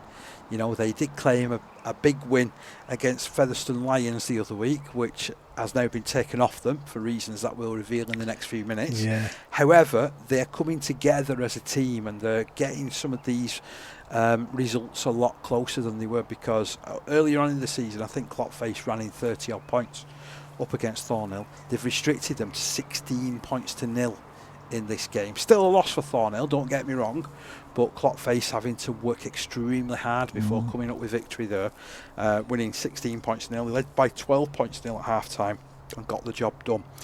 This next one looks like a real game of two halves, which I know is the biggest cliche that there is in rugby league.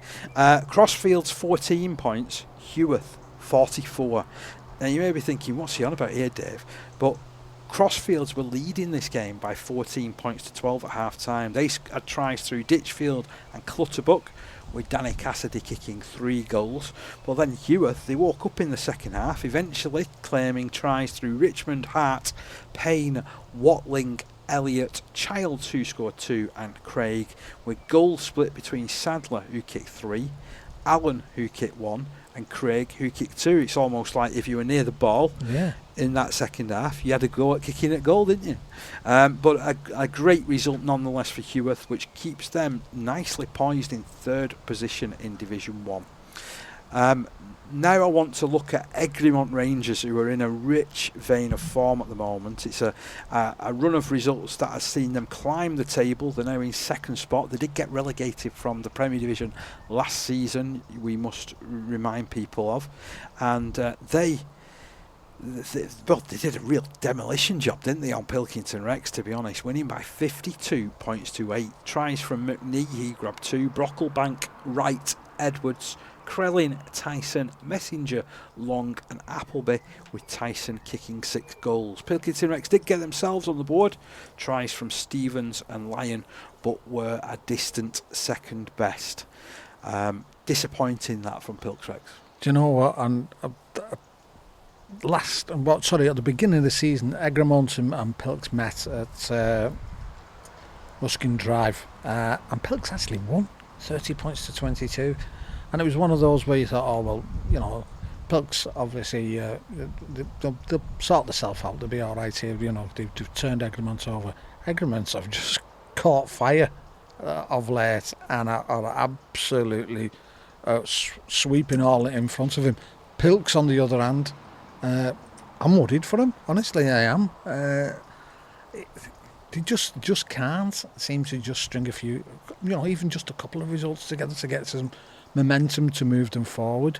It's a pity we didn't have our good friend Eddie O'Sullivan on, because we'll have to get hold of him to find out what's going on down there. Oh, he could do with telling us, couldn't he, really, to be fair? Or somebody at Pilks could do with telling us. Another team that has stuttered a little bit over recent weeks is Alton Raiders. So at one point they looked like they were going to be snapping at the heels of West Bowling at the top of that division, and you know they went result for result with them over the first few weeks of the year, but since then it's been a little bit of a struggle. CARLA coming out with an outstanding 18-16 away victory at Alton Raiders. So Powell, Walpole and Brady scoring the tries for the Raiders, Walpole kicking 2 goals. For CARLA there were tries from McGee, Oliver and Gotts, Gilby kicking 2 goals and Fitzgerald kicking the other one. I've got to say though, I've got to compliment Alton Raiders on the fight back that they did in the second half, because at half time CARLA were leading 18 points to 0, so that is a heck of a comeback, but not quite enough to seal the deal. I mean, you look at that result and you think 18-0 at half time, that could have really going to go away from us here in the second half, and they've only been pipped by a goal kick, really, haven't they? But same as you said, Alton Raiders, they were up there with them at the beginning of the season, with the likes of West Bowling, sort of pushing away. But just slipped ever so slightly at the moment. So there's one other game that we haven't mentioned, but this is because it didn't take place. So Ince Rosebridge were due to play against Featherstone Lions. Featherstone Lions have withdrawn from the league. Okay, so as a result of them withdrawing from the competition, because they hadn't played 60% of their games, all the results that they had were expunged. So all those wins, other sides notched up against them, have all been removed from the league table, as have Featherstone Lions, to be honest. I'm a little bit disappointed with this. Really disappointed. We spoke about this for the last couple of weeks, though, haven't we? Because we'd seen results and things, sort of games not being completed, and we wondered what was going on, didn't we? I know they have been struggling to name a side, and I know that there has been rumblings in the background about, whether they were able to fulfil fixtures, whether they were able to put teams on the field, and it's a real worry, because they've obviously got a strong pedigree in the past there. I mean, I don't know whether you've ever been to the Mill Pond. I can't say they have, no. No, but I've passed it when I've been going to... when we've been to your second favourite place. The greatest ground in the world. Oh, sorry, your favourite place in the world, yeah. This one's a major disappointment for me in particular. I hate to see clubs pull out of competitions halfway through the season, and it seems like it happens every year. So last season we had Batley Boys at a similar point in the division, pulling out of Division 3. Now, unfortunately, they didn't return to the National Conference. My big question is whether Featherstone Lions can get themselves organised so that they can return to the National Conference League next season, because dare I say, it's a poorer place without them. I was just reading flicking through the Twitter account before we came on, and there's a message on there. It said, as everybody may know, the club will be going through a lot of changes and upheaval in the coming few months, with Dave moving his business to the Rovers. Not sure who Dave is. And then also as well, I noticed, I think it was on the website, that there'd been the rumours going round that they were folding as a club altogether, which is untrue. They've still got, obviously, their junior sides, etc., still there, but there's a lot of things that are going to be going on to sort things out from what I can gather. Yeah, there's a lot of moving parts there, isn't there? And I'm sort of looking at it as well, because a few weeks ago we had Charleston, didn't we, as our club of the week and our guest, who was saying that they are booming by comparison. And they're based, about 2 or 3 miles away from where Featherstone Lions are. And they were saying that a lot of younger players had actually gone to them from Featherstone Lions. Yeah. So this wasn't intentional, by the way. It just seems to have been the way that it has gone. But if that is, I suppose, symptomatic of what's been going on in the area, then they definitely do need to maybe sit down and think about it, don't they, and sort of plot a way forward. So I certainly wish them all the best, and if there is anything that we can do as a show to support that, then we are only a message away, aren't we? And we can have conversations, we can put anything that you like out there for people. I know they've got quite a strong female sort of side, the Lionesses, so they're still there as a club, in the sense of they're still doing their thing, but there's a lot of things needs to be sorted out there, by the looks of things. Yeah, so our thoughts go out there to Featherstone Lions, and we hope that in the rebuild they'll come back bigger and stronger. Totally agree, yeah. So that's the news that Featherstone Lions have withdrawn from the National Conference League Division 1. Right, Division 2 results. A side that is going great guns at the moment, or seems to be picking up some massive results at times, is Dewsbury Celtic. So they defeated Saddleworth Rangers, who have also gone through a couple of horrors themselves recently with coaching changes and personnel leaving behind the scenes. They defeated them by 52 points to 10. 4 tries in this one from Copley, who also added 6 goals. Now, you know, maths was never my strong suit, but I made that 26 points. He scored half the points there. It's the type of person you want on your side, isn't it? What a performance that is from Copley. Hurst grabbing 2 tries. The other scores coming from Johnson, Teal, Tattersfield and Whiteman. Copley, as I mentioned, kicking those 6 goals. And for the Rangers, Charles and Whitehead were the scorers, with Whitehead kicking a goal. The closest they got was half-time, 22 points to 4 down. I'm hoping that there's better times ahead for Saddleworth as well, who seem to have slipped towards the foot of that table as well, quite ominously. And they face potentially another relegation. Double relegations are always quite difficult to come back from. You know, so again, my thoughts go out to Saddleworth Rangers and hope that they can certainly start turning things around sooner rather than later. Now, on Thursday evening, there was an interesting tie between East Leeds and Milford. Right, I got the team sheet. Rob Roberts was on it. Excellent. So nice to see Rob officially back in the saddle, coaching his East Leeds side. Although Milford, they'll be really pleased to get the local bragging rights there. That's an important win for them. Lowest scoring 2 tries, Ramsden, and Best with the other scores. Best kicking 4 goals for Milford. And for Easts, Hughes, Duckworth, Canterbury and Russell were the try scorers, with fullback Wollaston adding 3 goals. 24 points to 22. That sounds like a right entertaining goal, does, and I think we spoke about this game last week, and the thing is, the East Leeds have lost, and that's not nice to see, but you can see they've been competitive, and that's one of the main things. I've said it before, when I saw them there at Wollaston, you knew it was there, and I'm sure you know, they can put things together and start moving up that league a little bit. I've got confidence there. Another hugely competitive game came between Shawcross Sharks and Waterhead Warriors. Now, it wasn't looking like this was going to be particularly competitive at half-time.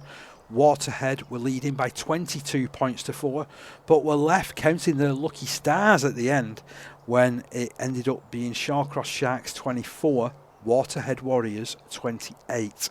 Waterhead indebted to Dean, who scored a hat-trick and kicked 4 goals. Friend of the show.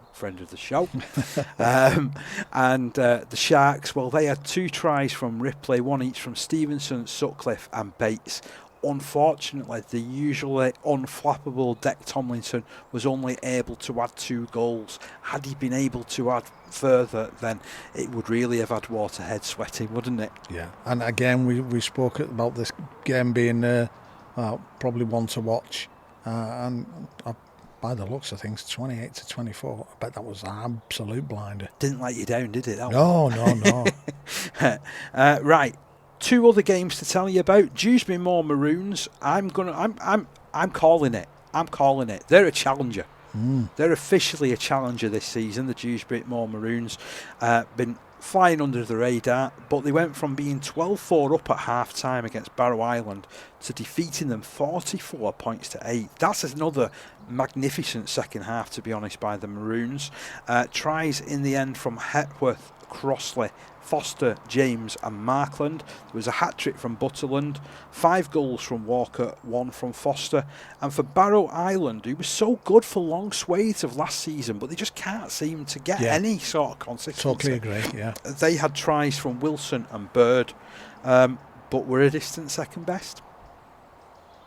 Yeah, Dewsbury Moor Maroons, yeah, I agree with you there. I mean, obviously the next games that we're going to look out for in that division when they appear will be Waterhead Warriors against Dewsbury Moor Maroons. I mean, that is going to be a good one to when it comes out. And Myton Warriors, I mean, they've had a right mixed run of results, really, haven't they? But they look like they're getting things together now. They defeated Woolston Rovers, who we've been mentioning as a potential challenger, haven't we, for most of the season? Very much. And I know that they've lost a couple of games recently, but this is a superb result. And Woolston Rovers leading 12 points to 10 at half-time before Myton Warriors come up with a second half to end all second half, so win 46 points to 12. It seems to be a second half point scoring flurry this week, doesn't it? Yeah. For a lot of the sides. I think they've had 2 or 3 games there where there's one side who just put the foot on the gas and absolutely run away with it.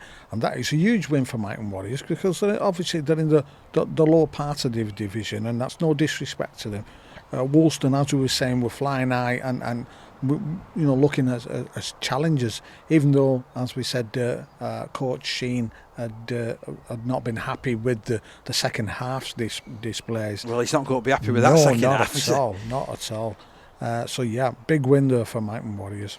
Tries from the Warriors by Slater, who scored 2, James, who got 3, Walker, Fisher and Kay Walker getting the tries, with Kay Walker kicking 7 goals. The tries from Woolston coming courtesy of Fernley and Roper, Leonard kicking 2 goals. And then we have this to report on. So Wigan, St Jude's and Normanton Knights did not take place. It was postponed because of a rock-hard pitch. I read about that. Baking conditions in Wigan. It's, did you see what I did there? Baking conditions. You've just shut your head at me. That's as good as my humour gets, folks. Baking conditions in Wigan, and we all know what they're famous for. Yeah, exactly. Winners usually. Yeah.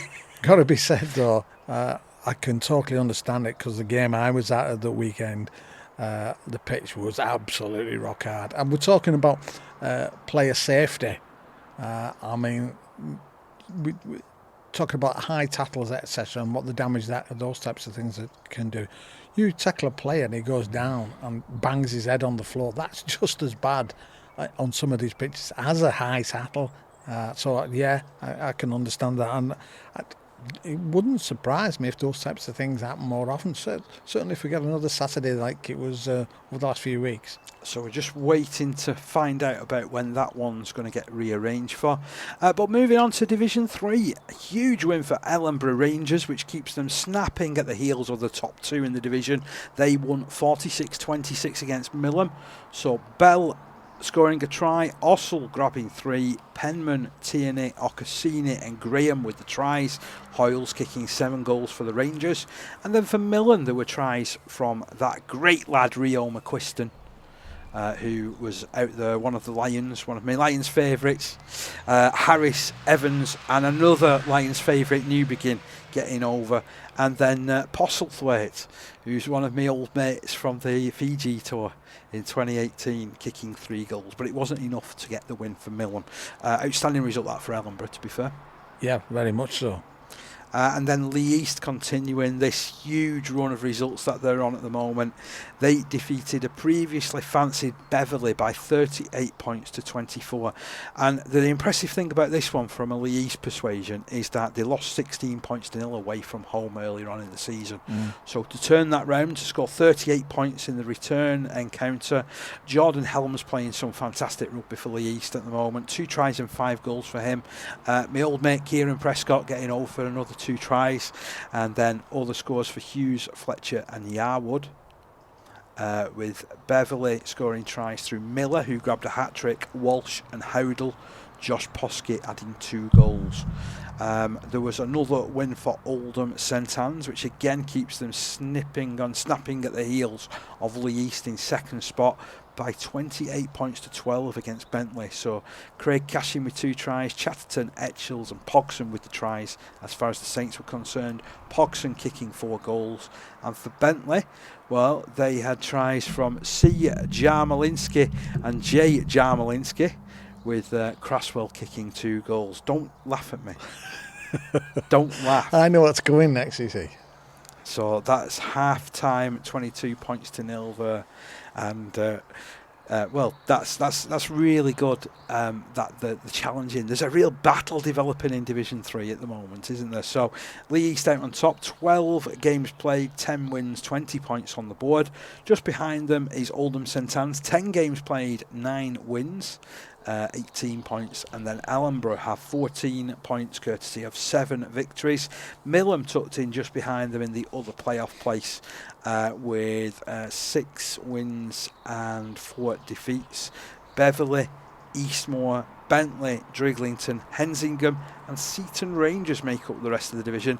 And interestingly, Seaton Rangers against Hensingham was postponed due to a local carnival. Which begs the question, why wasn't that game a part of that local carnival?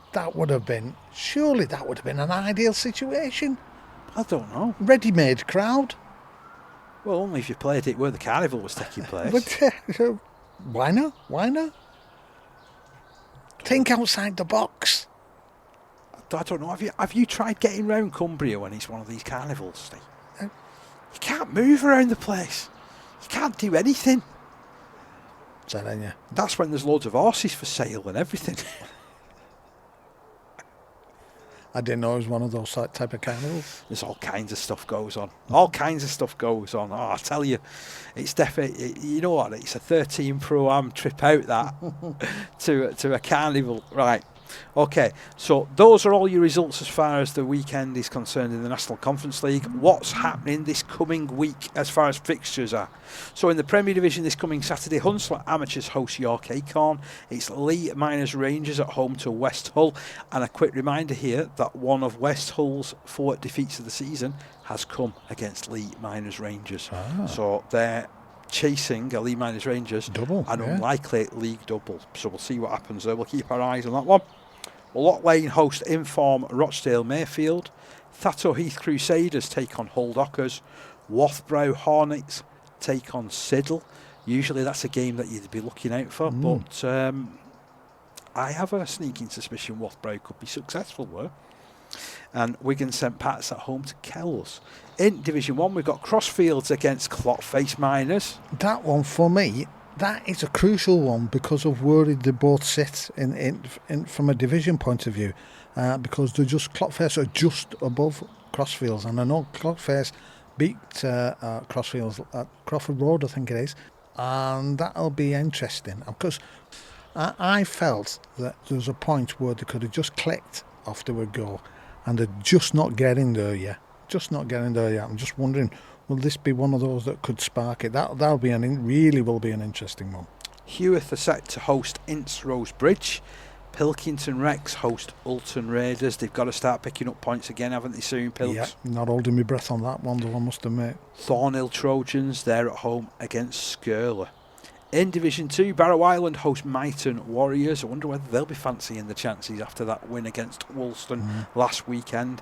And then you've got East Leeds against Wigan St Jude's. Milford at home against Dewsbury Celtic. Normanton Knights are the latest side to try and put a spoke in the wheels of Waterhead Warriors.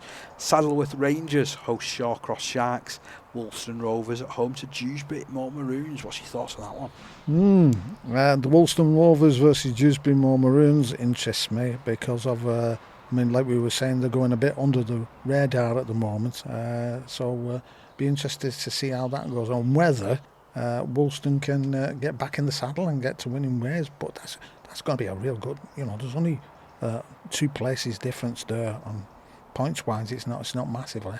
Full range of fixtures in Division 3. So Beverley at home to Driglington. Seaton Rangers making the trip over to Eastmoor Dragons. Oldham St Anne's up at Ellenborough Rangers. Oh, that's potentially a defining game in the season, isn't it, for both of those teams? Hensingham, they host Lee East. And finally, but by no means least, Millom take on Bentley. Yeah, some good games there as well in Division 3. Right, where shall we go next, Steve? Where do you want to go? You was at a game yourself. Tell us about it. It was Newton Storm versus Rochdale Mayfield 18. A really good game. Again, weather playing it a part because a really hot day. Referee was absolutely spot on, making sure there was regular water breaks, etc. But coming out in the lead was Newton. Was a good win in the end. But what we'll do, I'll give a bit more of a roundup when we've gone through the results. Northwest Men's, which let's have a look. Right, let's kick off with the Premier Division. And obviously, as we were saying on Saturday, Alton Farmers Hornets 30, Oddle St James 26. Now, as far as I know, I think that's Oddle St James's first defeat of the season. So it was very close game to 30 points to 26. I've seen a couple of the tries that were scored in that game as well. It looked like an outstanding game of rugby league. My thanks to @Sky Rugby as well on Twitter, because if you get the chance to follow him, I'd suggest you do so, Steve, because he likes getting out to community games as well and filming little bits and putting tries together. Excellent. Isham Atoms 28, Blackbrook 22. Oh, that's a great win that for Isham, isn't it? Yeah. Shevington 28, Hindley 10, and this is the big one, Latchford Albion 0, Ashton Burrs 50. That's called bouncing back to form, isn't it, for Ashton Burrs? So they have it in them. There's no ifs and buts. Having watched them against Finch a couple of weeks ago, it was an absolutely superb match. Latchford Albion, obviously this season gone off the boil, and so obviously various players etc. not available, but 50 points to 0 at home. That's a big one there. Division 1, we then had Ulverston against Cadishead Rhinos, and that was, I should be able to tell you that, it was Ulverston 44, Cadishead Rhinos 12, so that's a good win there for Ulverston. Then we have Wigan St Cuthbert's 0, Wigan Dalton 24, Wigan St Cuthbert's 0. And then we got West Orton Lions versus Salford City Roosters. I think that was a good win for West Orton, wasn't it? I think they won by 40 points to 16. 40 points to 16, yeah. They've been putting some nice results together. They had a run of form where they just couldn't get a win, but are managing to sort of move forward now. And then we're moving on to Foley Lane 32, Charlie Panthers 22. Then down into Division 2, we've got Ashton Burrs A 18, Goulburn Parkside 18. That's a local derby there. That would have been an absolutely cracking match, can I assure you. Because, like I've said in the past, you come up against Goulburn Parkside, and they're really hard team. Really, physical team, play it rough, play it tough. But, so that would have been a really good game. Lee Miners Rangers A 20, Highpool Tigers 22. As I said before, Newton Storm 22, Rochdale Mayfield A 12. Roost Pioneers 34, Walney Central 20. That's the big Cumbrian game there in Division 2. And Burton Wood Bridge 32, Woolston Rovers A 12. Now this should have been Woolston Rovers A at home. I was going to say they're having an excellent season, aren't they, Burton Wood? Oh yeah, really are. And they've got a second team this year as well. They're playing, I think it's in the Merit League, if I'm not wrong. So they're managing to get. They've got a good squad, good body of players together. But Woolston Rovers A was going to be at home originally, but the fixture was reversed, so Burton Wood coming out well there. And I've noticed that they've got the new posts up down there as well, because if you remember the other week... Oh, you said they've been took down, didn't you? Yeah, well, they've all been painted nice and white, so they're looking resplendent over there in Burton Wood. Especially in all this sunlight we're getting recently. Yeah, and it's a nice pitch. It's in the heart of the village, which is great. So just going back to the Newton Storm, Rochdale Mayfield, tries there for Newton Storm by Ben Sinclair, Lowe and also Quirk. Got to say, Josh Lowe, who plays full back for Newton, there was one try that he scored, picked it up literally 10 yards on his own line. Weaved his way full length of the pitch to score under the sticks. Absolutely superb. Again, as we're saying, in the weather, needless to say, not long after that he had to come off and have a little bit of a That's about 5 minutes. He's only a young lad as well, but it was really good. Also, the other got to say again, CARLA, who he's out. We talk about props, etc., who do all the art graph. Carl, he'd stay on all day. He'd run and run and run. It's absolutely superb. Really, really good. And I've got to mention loose forward Daniel Heaton, who, from what I can gather, he's another player that's similar to Carl, where his work rate is phenomenal.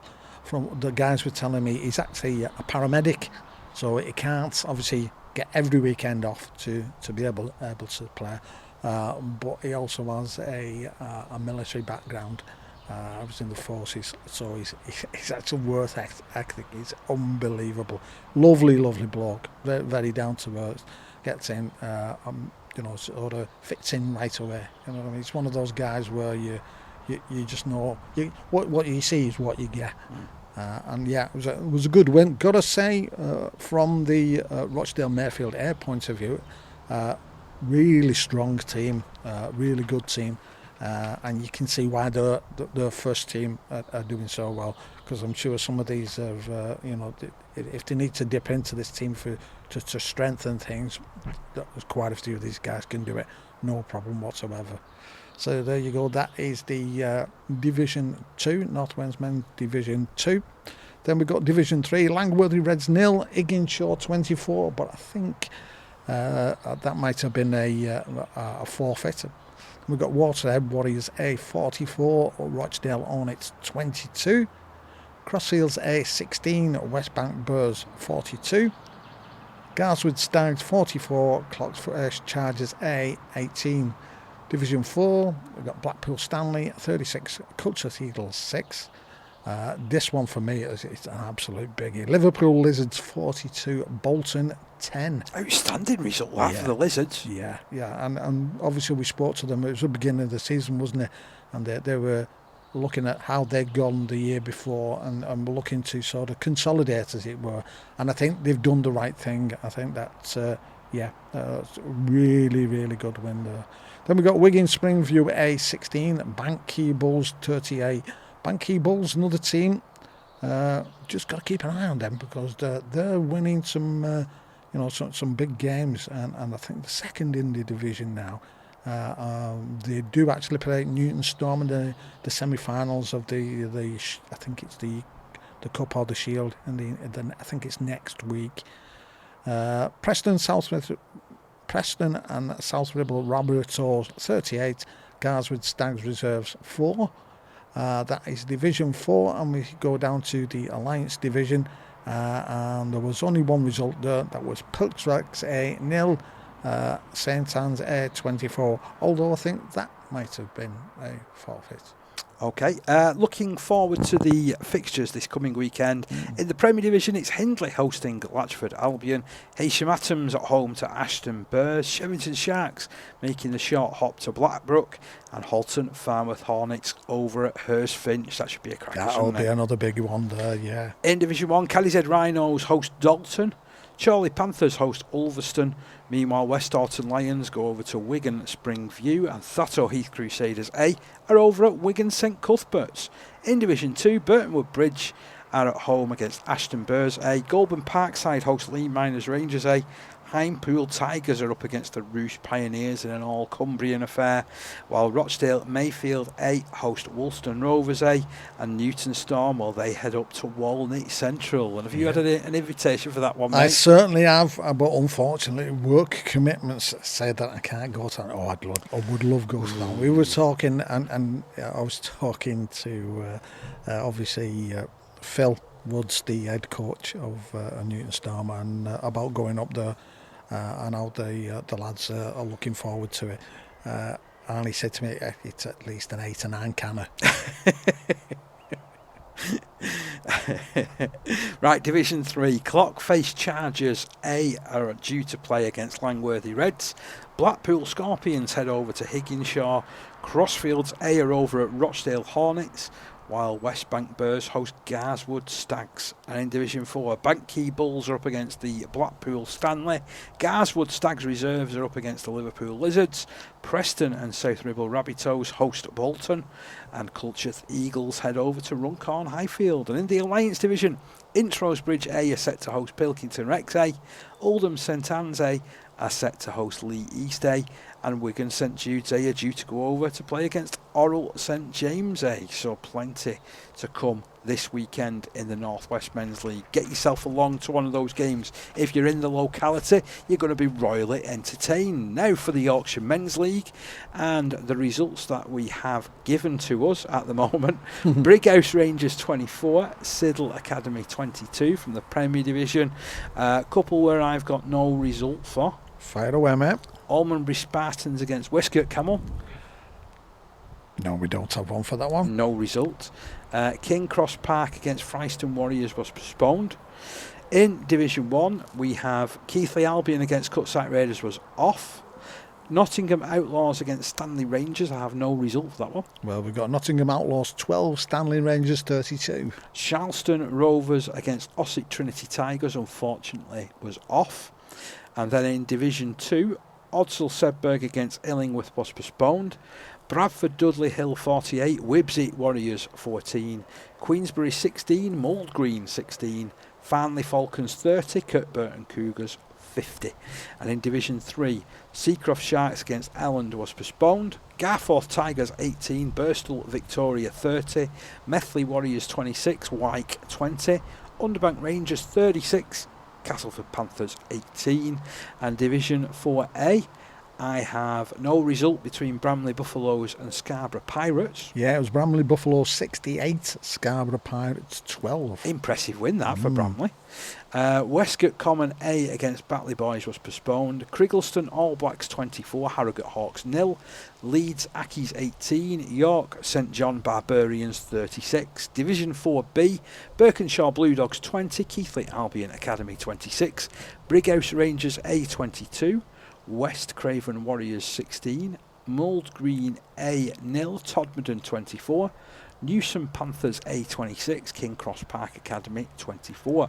And then from Division 4C, Sheffield Forges 0, Durham Valley Bulldogs 24, Sherwood Wolfhunt against Dodworth Miners. I've got no result. So you're going to love this one. Sherwood Wolfhunt 20, Dodworth Miners 20. Excellent. Sounds like a top game, that one, Don't doesn't get it? many draws. Upton 66, Derby Elks 8. Superb result that for Upton. And then action from the Hull division. Beverley against West Hull was postponed. Hull Dockers 6, Myton Warriors 0. Wow, low scoring. Like that one very much. Skirler Bulls 48, Cottingham Tigers 36. They made up for it. They took the points off them, didn't they? What an outstanding game there as well from an attacking point of view. Lock Lane, this is NCL East, by the way. Lock Lane against Ulton Raiders. I have no result. No, there was no result come through for that one. Featherstone Lions 0, York Acorn 24. Bentley 0, Hunslet ARLFC 30. Normanton Knights 16, Heworth 8. And then from the NCL West, Milford against Shawcross Sharks, no result. Saddleworth Rangers against West Bowling, no result. Stanningley 40, East Leeds 16. And then action from the Shield saw Goole Vikings host East Hull. East Hull winning that one by 40 points to 22. And then this one, at the time when what I'm looking at went to press, didn't have a result. So this was a Premier Division game from the Sunday. So this was played in prelude to Doncaster's home game in League One. Yeah, so they've done this a few times where they brought in the community. Yeah. And I've got to say, I think that's a way forward for Doncaster and rugby league within that town. So this was Doncaster Tollbar against Newsom Panthers. Have you seen a result for that? Was Doncaster Tollbar 12, Newsom Panthers 26. Great result that for Newsom Panthers. And Newsom Panthers, they're doubling up because this coming Thursday they're in cup action, due to play against Brighouse Rangers. Then on Saturday, your action in the Premier Division sees Siddle Academy host King Cross Park, Westgate Common against Fryston Warriors. Do you think I'm getting the hang of saying this like they do in Wakefield? Yeah, I think you're doing. You'll be up there at the. They'll be impressing. They'll be asking me to go to Eastmoor. Do you think? We're talking Mer. A nightmare. I don't know about anything else. To be fair, mate. They're outside at Town Hall, waving to them. as that carnival from Cumbria goes past. Division 1, Hull Wyke against Ossett Trinity Tigers, Nottingham Outlaws hosting Charleston Rovers, Stanley Rangers due to host Keighley Albion. Division 2 sees Bradford Dudley Hill host Queensbury, Illingworth at home to Farnley Falcons, and Odsal Sedberg travelling over to those Kirkburton Cougars. Division 3, Castleford Panthers are set to host Garforth Tigers, Elland are up against Underbank Rangers, Wyke take on the Sherburn Bears, and Methley Warriors have a home game against the Seacroft Sharks. And then in Division 4A, Scarborough Pirates are set to play against Leeds Accies, Batley Boys at home to Bramley Buffaloes, Goole Vikings at home to York St John Barbarians. Division 4B, Mould Green A are up against Keighley Albion Academy, King Cross Park Academy are up against Brighouse Rangers A. Meanwhile, Birkinshaw Blue Dogs are at home to Todmorden, and Newson Panthers A travel over to the West Craven Warriors. So in Division 4C, Dearne Valley Bulldogs are set to host Rycroft Hammers, Sherwood Wolf Hunt, they travel over to Derby Elks, Dodworth Miners are up against Upton, the Hemsworth Dragons host Sheffield Forgers, and in the Hull Division, Hull Dockers are set to play off against Beverley, Myton Warriors are up against East Hull, West Hull take on Cottingham Tigers. NCL East, Bentley are set to play against Normanton Knights, Eworth at home to Hunslet ARLFC, Alton Raiders are set to play against Featherstone Lions, although I'm interested to see whether they go through with Lions having withdrawn from the National Conference League. So I think that's certainly one to sort of look out for there. And finally, York Acorn are up against Loch Lane. And then from the NCL West, Dewsbury Moor hosts Saddleworth Rangers, East Leeds go over to Shawcross Sharks, Milford make the short hop over to Stanley, and that's the Yorkshire Men's League. So lots and lots of entertaining rugby to feast yourself on there as well. Absolutely, yeah. And if you're at any of those games or want to tell us what went on, by all means, drop us a message. You can do that over several different ways by dropping us a message at 13 Pro-Am RL. Send a message to me at Dave Parkinson RL, and I'm sure there's other ways that people can get in touch as well, isn't there, Steve? Yeah, you can obviously get onto our Facebook page. I know we follow the majority of clubs, so we'll be having a look around. But if you put stuff on obviously on your Facebook page, and we can certainly delve in there and get all the information of scores and scorers and various things. Right, the regional leagues, and there was an interesting result in Scotland where reigning champions Forth Valley Vikings, they held off a spirited fight back from the Edinburgh Eagles to hold out for a 40 points to 26 result. Results elsewhere in the Premier Division of the South West, Tarka Storm 50, Turnbridge Trojans 14, and in the West of England Premier Division, unfortunately Somerset Vikings and the University of Gloucestershire Old Boys was postponed. In the North Wales League, Wrexham Crusaders against the Bangor Buffaloes was postponed, while the South Wales League, at least this is carrying on, and some big scores in this one. Bridgend Blue Bulls 88, South Wales Saints 4, Aberavon Fighting Irish 32, the Cynon Valley Cavaliers 26, Cardiff Blue Dragons against Torvin Tigers was postponed. And again, looking around the other regional leagues in London, the Premier Division saw Brixton Bulls 32, Medway Dragons 18, London Scholars A26, Elmbridge Eagles 16. And then from the Premier Division of the East of England League, Anglian Vipers 40, Hemel Stags 4. Great result that for the Anglian Vipers. Yeah. They seem to be going from strength to strength this year. And then in the Merit League, we've got no results from any of the games that took place there. The Midlands Premier Division saw Leamington Royals 36, Telford Raiders 32, Oxford Cavaliers 20, Birmingham Bulldogs 14. And then from the Merit League, we have Nottingham Outlaws A 42, Boston Buccaneers 18. The North East Premier Division, that saw Jarrow Vikings 46, Cramlington Rockets 18. And fixtures for this coming weekend, the 17th of June. I'm looking forward to that. It means that we're past payday.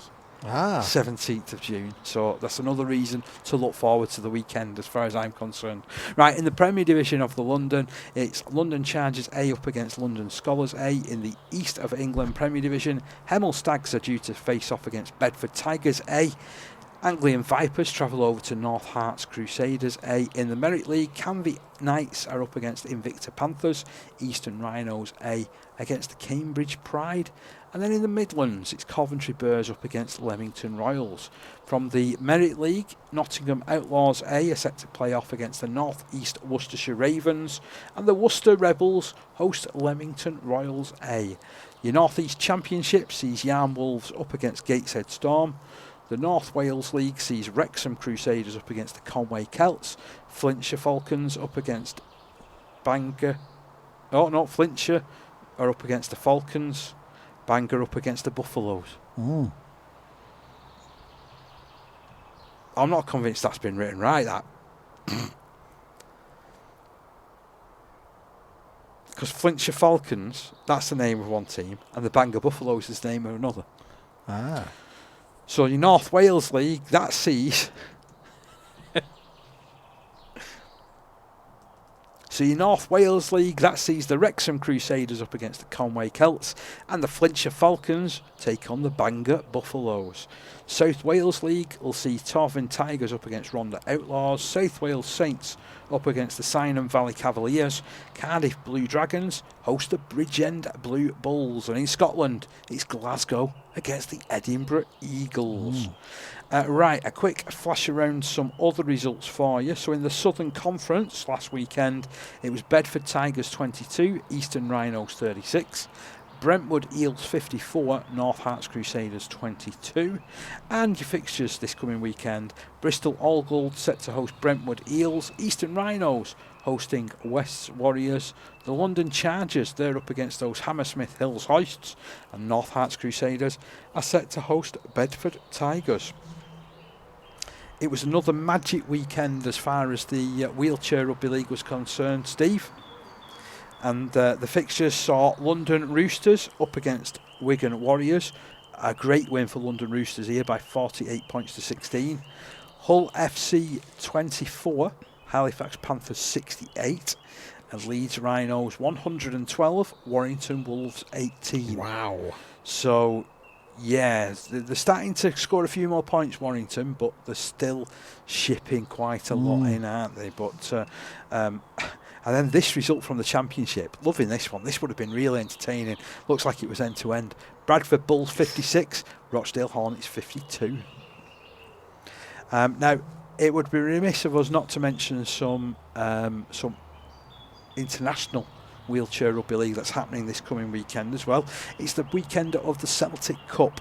Now, this sees Scotland, Ireland and Wales go head to head with each other over the course of 3 games, all hosted on one afternoon. It's going to be exhausting for these guys, but I think it's usually a really good test, this. Wales have generally got the better of the results, but the other 2 nations are improving. So I'm looking forward to seeing how they go this coming weekend. And where's that being played? Concerned.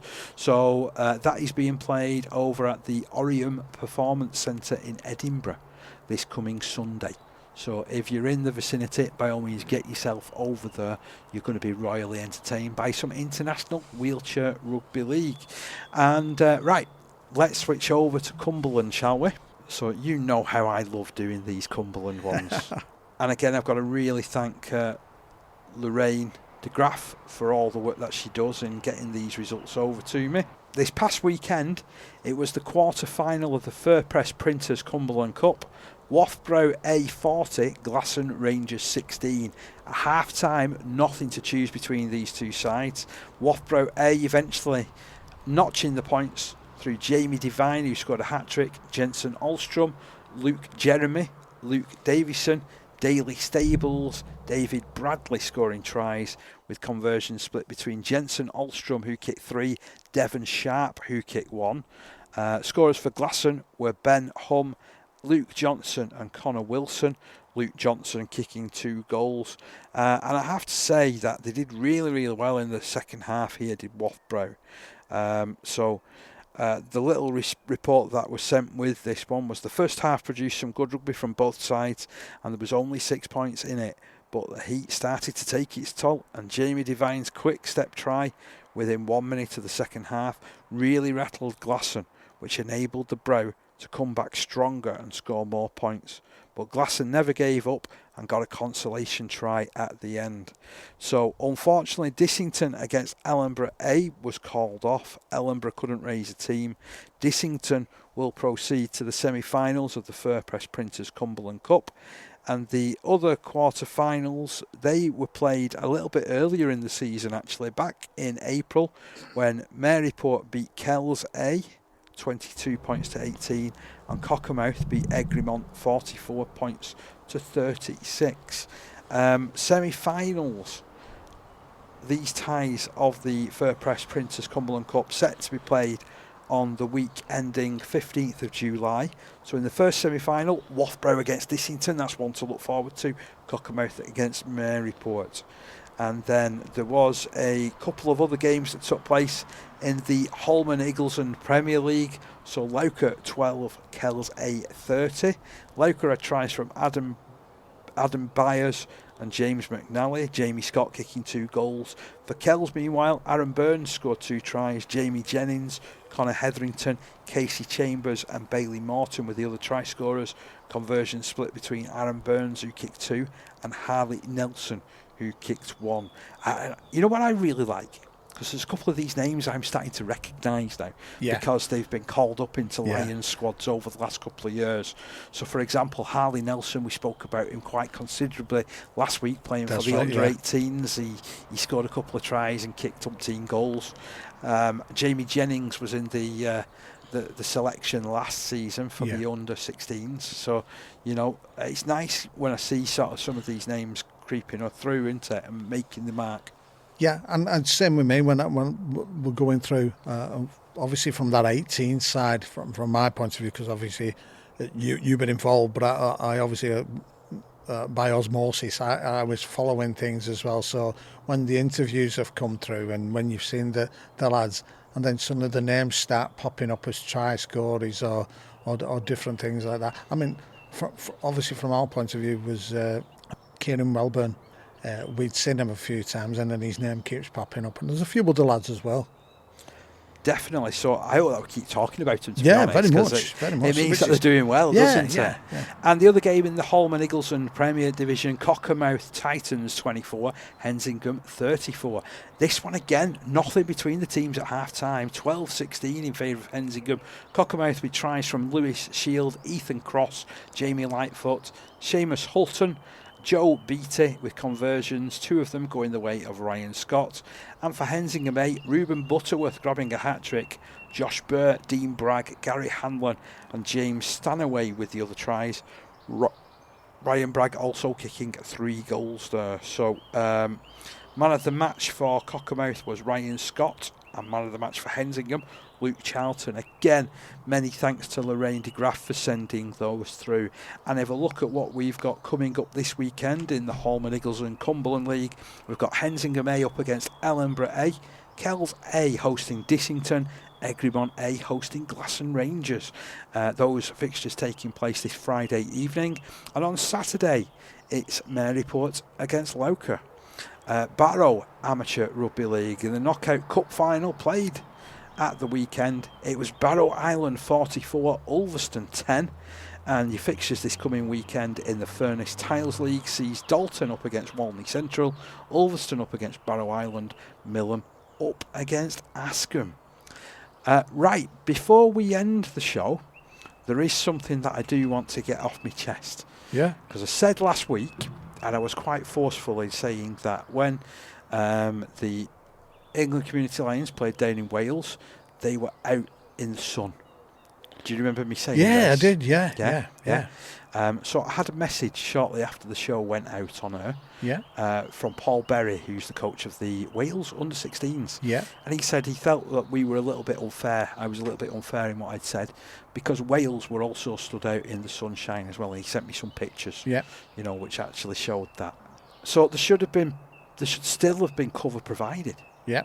For both sides. For both sides. Yep, totally for both agree. sides. So my point that I was making actually still sticks in a certain extent. So I acknowledge that perhaps I reported it wrong because I couldn't tell from my viewpoint on that side of the ground.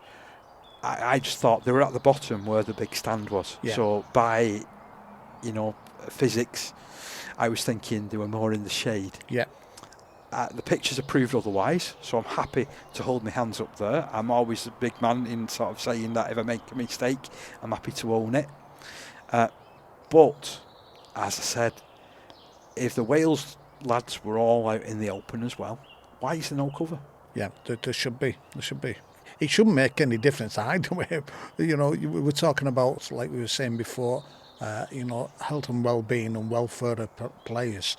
I mean, it's not just playing the game. You've got to, look after your players other ways as well. I mean, we're talking there about games where referees are stopping every 20 minutes so you can have water breaks.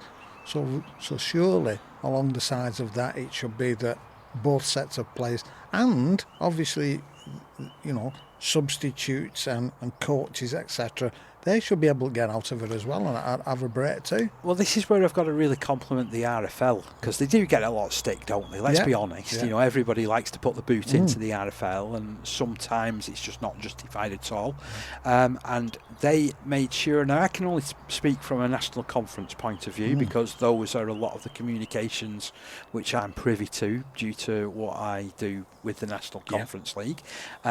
But one of those which flashed into my inbox ahead of the games last weekend was the fact that they were going to look at taking breaks and they were going to look at welfare of players and they were going to do this and do that. So it's nice that it's high on the agenda. And as long as something good comes from it in the end, then for me, that's what it's all about. Yeah, I totally. It's got to be. It's all right having a dig at things and saying things that haven't happened. But the bottom line is, okay, fair enough. We've learned from it. Let's see if things like you said. It looks like things are going to be moving on, and players' welfare and it's going to be also moved higher up on the agenda in different fields, in different areas of the game. Now, if you're in the locality of Ashton in Makerfield this weekend, then why not head over to Ashton Burrs on Saturday afternoon? We've already mentioned that their side is away in the Northwest Men's League.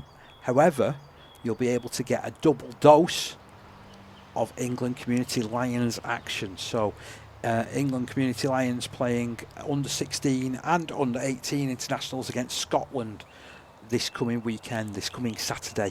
Kick-offs are 12 and 2. So get yourselves down there early. You'll be able to witness some of the very best young community players coming through. And looking at the Scotland lineup, there's quite a few lads that have come from around the country. From strong clubs. I noticed there's a couple of Hull lads in there.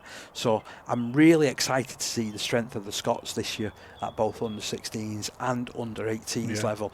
And I'm sincerely hoping that we get to see Scotland moving forward because unfortunately, if you remember me saying last year, they had to pull out of the European Championships. That's right, yeah, I remember which that. is why we ended up with the format that we did, with the teams playing each other over a round robin on the Saturday. So I hope it's the start of something much better for Scotland Rugby League. And I'm really looking forward to the games. I'm hoping that it's like this on Saturday. Yeah, well, I mean, if you get a nice day, which I'm sure it's going to be. Well, I hope it's not too warm. Because I hope it's just one of those where it's a nice day for spectators and for players as well. And of course, in fairness, because I have raised this fact about there not being cover, I'll be interested to see if there is some sort of cover there provided at Ashton Burrs. That will be interesting. It's only right. It's only right because I've raised it, isn't it? You know that we talk about it. Yeah. To be fair, in this day and age, if you're at a facility where you can go off the pitch and go into changing rooms at half time, why can't you do that? I mean, because I know we was away watching Burton Wood against Goulburn, and Goulburn's club changing rooms, etc., right at the side of the pitch. And I've seen a couple of times Goulburn actually do go off into the changing rooms at half time, and you've got to say, well, why not? I mean, and it was the right thing, because it was a similar sort of day. As I say, the last 3 Saturdays have been absolutely roasted, and off they went. I mean, it didn't do any good because they still lost, but I'm sure it was the right thing to do at that particular time, and it's the right thing to do every week as well. I think if you were able to do that, I think it's correct. I'm just looking. I think we've covered everything this week, have we? We've got a lot in, mate. Absolutely loads in again. We always tend to do, don't we? So again, I'll be out and about this coming weekend, seeing what I can get from an audio perspective, from an England Community Lions point of view, and I'll hope to get that featured again next week. We've got loads and loads of action, but yeah, we've reached the midpoint of the season now, and it's starting to get really interesting, isn't it, Steve? Yeah, it certainly is. Looking at those divisions now, you start to see where the divides are, and the ones who are going to be challengers, and those who just need to pull the socks up a little bit if they want to be careful of not slipping away and falling down. But that's what it's all about. And the other beauty of this, which we've mentioned, and other coaches who we've spoken to have mentioned, we look at the professional game, and then you look at the community game. One of the big differences is this time of the year is holiday time, so you've got loads of people going on their holidays. So therefore, teams will chop and change from week to week. They've already chopped and changed over the course of the season so far. It will still continue until what? I bet you're talking at least into August-ish before you get some sort of back to what you might call your first 17 available. So there could be a lot of different things happening over this next couple of months, I tell you. As seen as we've had a couple of cliches already in the show, you know what that means when we're in August. You're going to tell me. Business end. Well, it is, isn't it? Yeah, yeah. It certainly is. But as I say, the business end, it will all be dictated of what happens over this next couple of months. And because you can't put your what you would class as irregular, a 17 out each particular week, like professional sides can do, bar injuries, etc. It makes you think from a coaching point of view, how skillful some of these community coaches are, because they've got to chop and change at the drop of a hat, because you're playing on a Saturday, and invariably you can get somebody who pulls out on a Friday, even on the Saturday itself. Well, there were 2 cases of that for Hull Dockers, where they had players pull out on the Friday night into Saturday morning. Yeah, so and then to put your team out there to be competitive and obviously fingers crossed go out and get the win. But yeah, and that's what makes it so interesting when we see these results, coming in. Because I watch them now on a Saturday as they actually come in, like you used to watch the video printer. Yeah, you used to. We need a video printer. You used to watch Grandstand and the results are coming underneath. I'm looking at that and I keep refreshing that RFL app to see what other games have posted the results through. And it's one of those, look, such and such a body. I didn't expect that result. And that's great, and I'm loving it. I mean, I have to admit, I do very much the same thing. Usually after the game, whatever game I've been at, I start then having a look. But then I really look forward to getting all the team sheets through from a national conference point of view. It's like, who's played, who's scored the tries, who's done what, this week. Yeah. But yeah, Steve, as always, an absolute pleasure, mate, and it's great to be out in the open. Yeah, it's been a lovely evening, absolutely gorgeous. But great, we can do it again. Hopefully, do it again here next week, weather permitting. Please join us for that one. But until then, enjoy your rugby league, because we're going to do.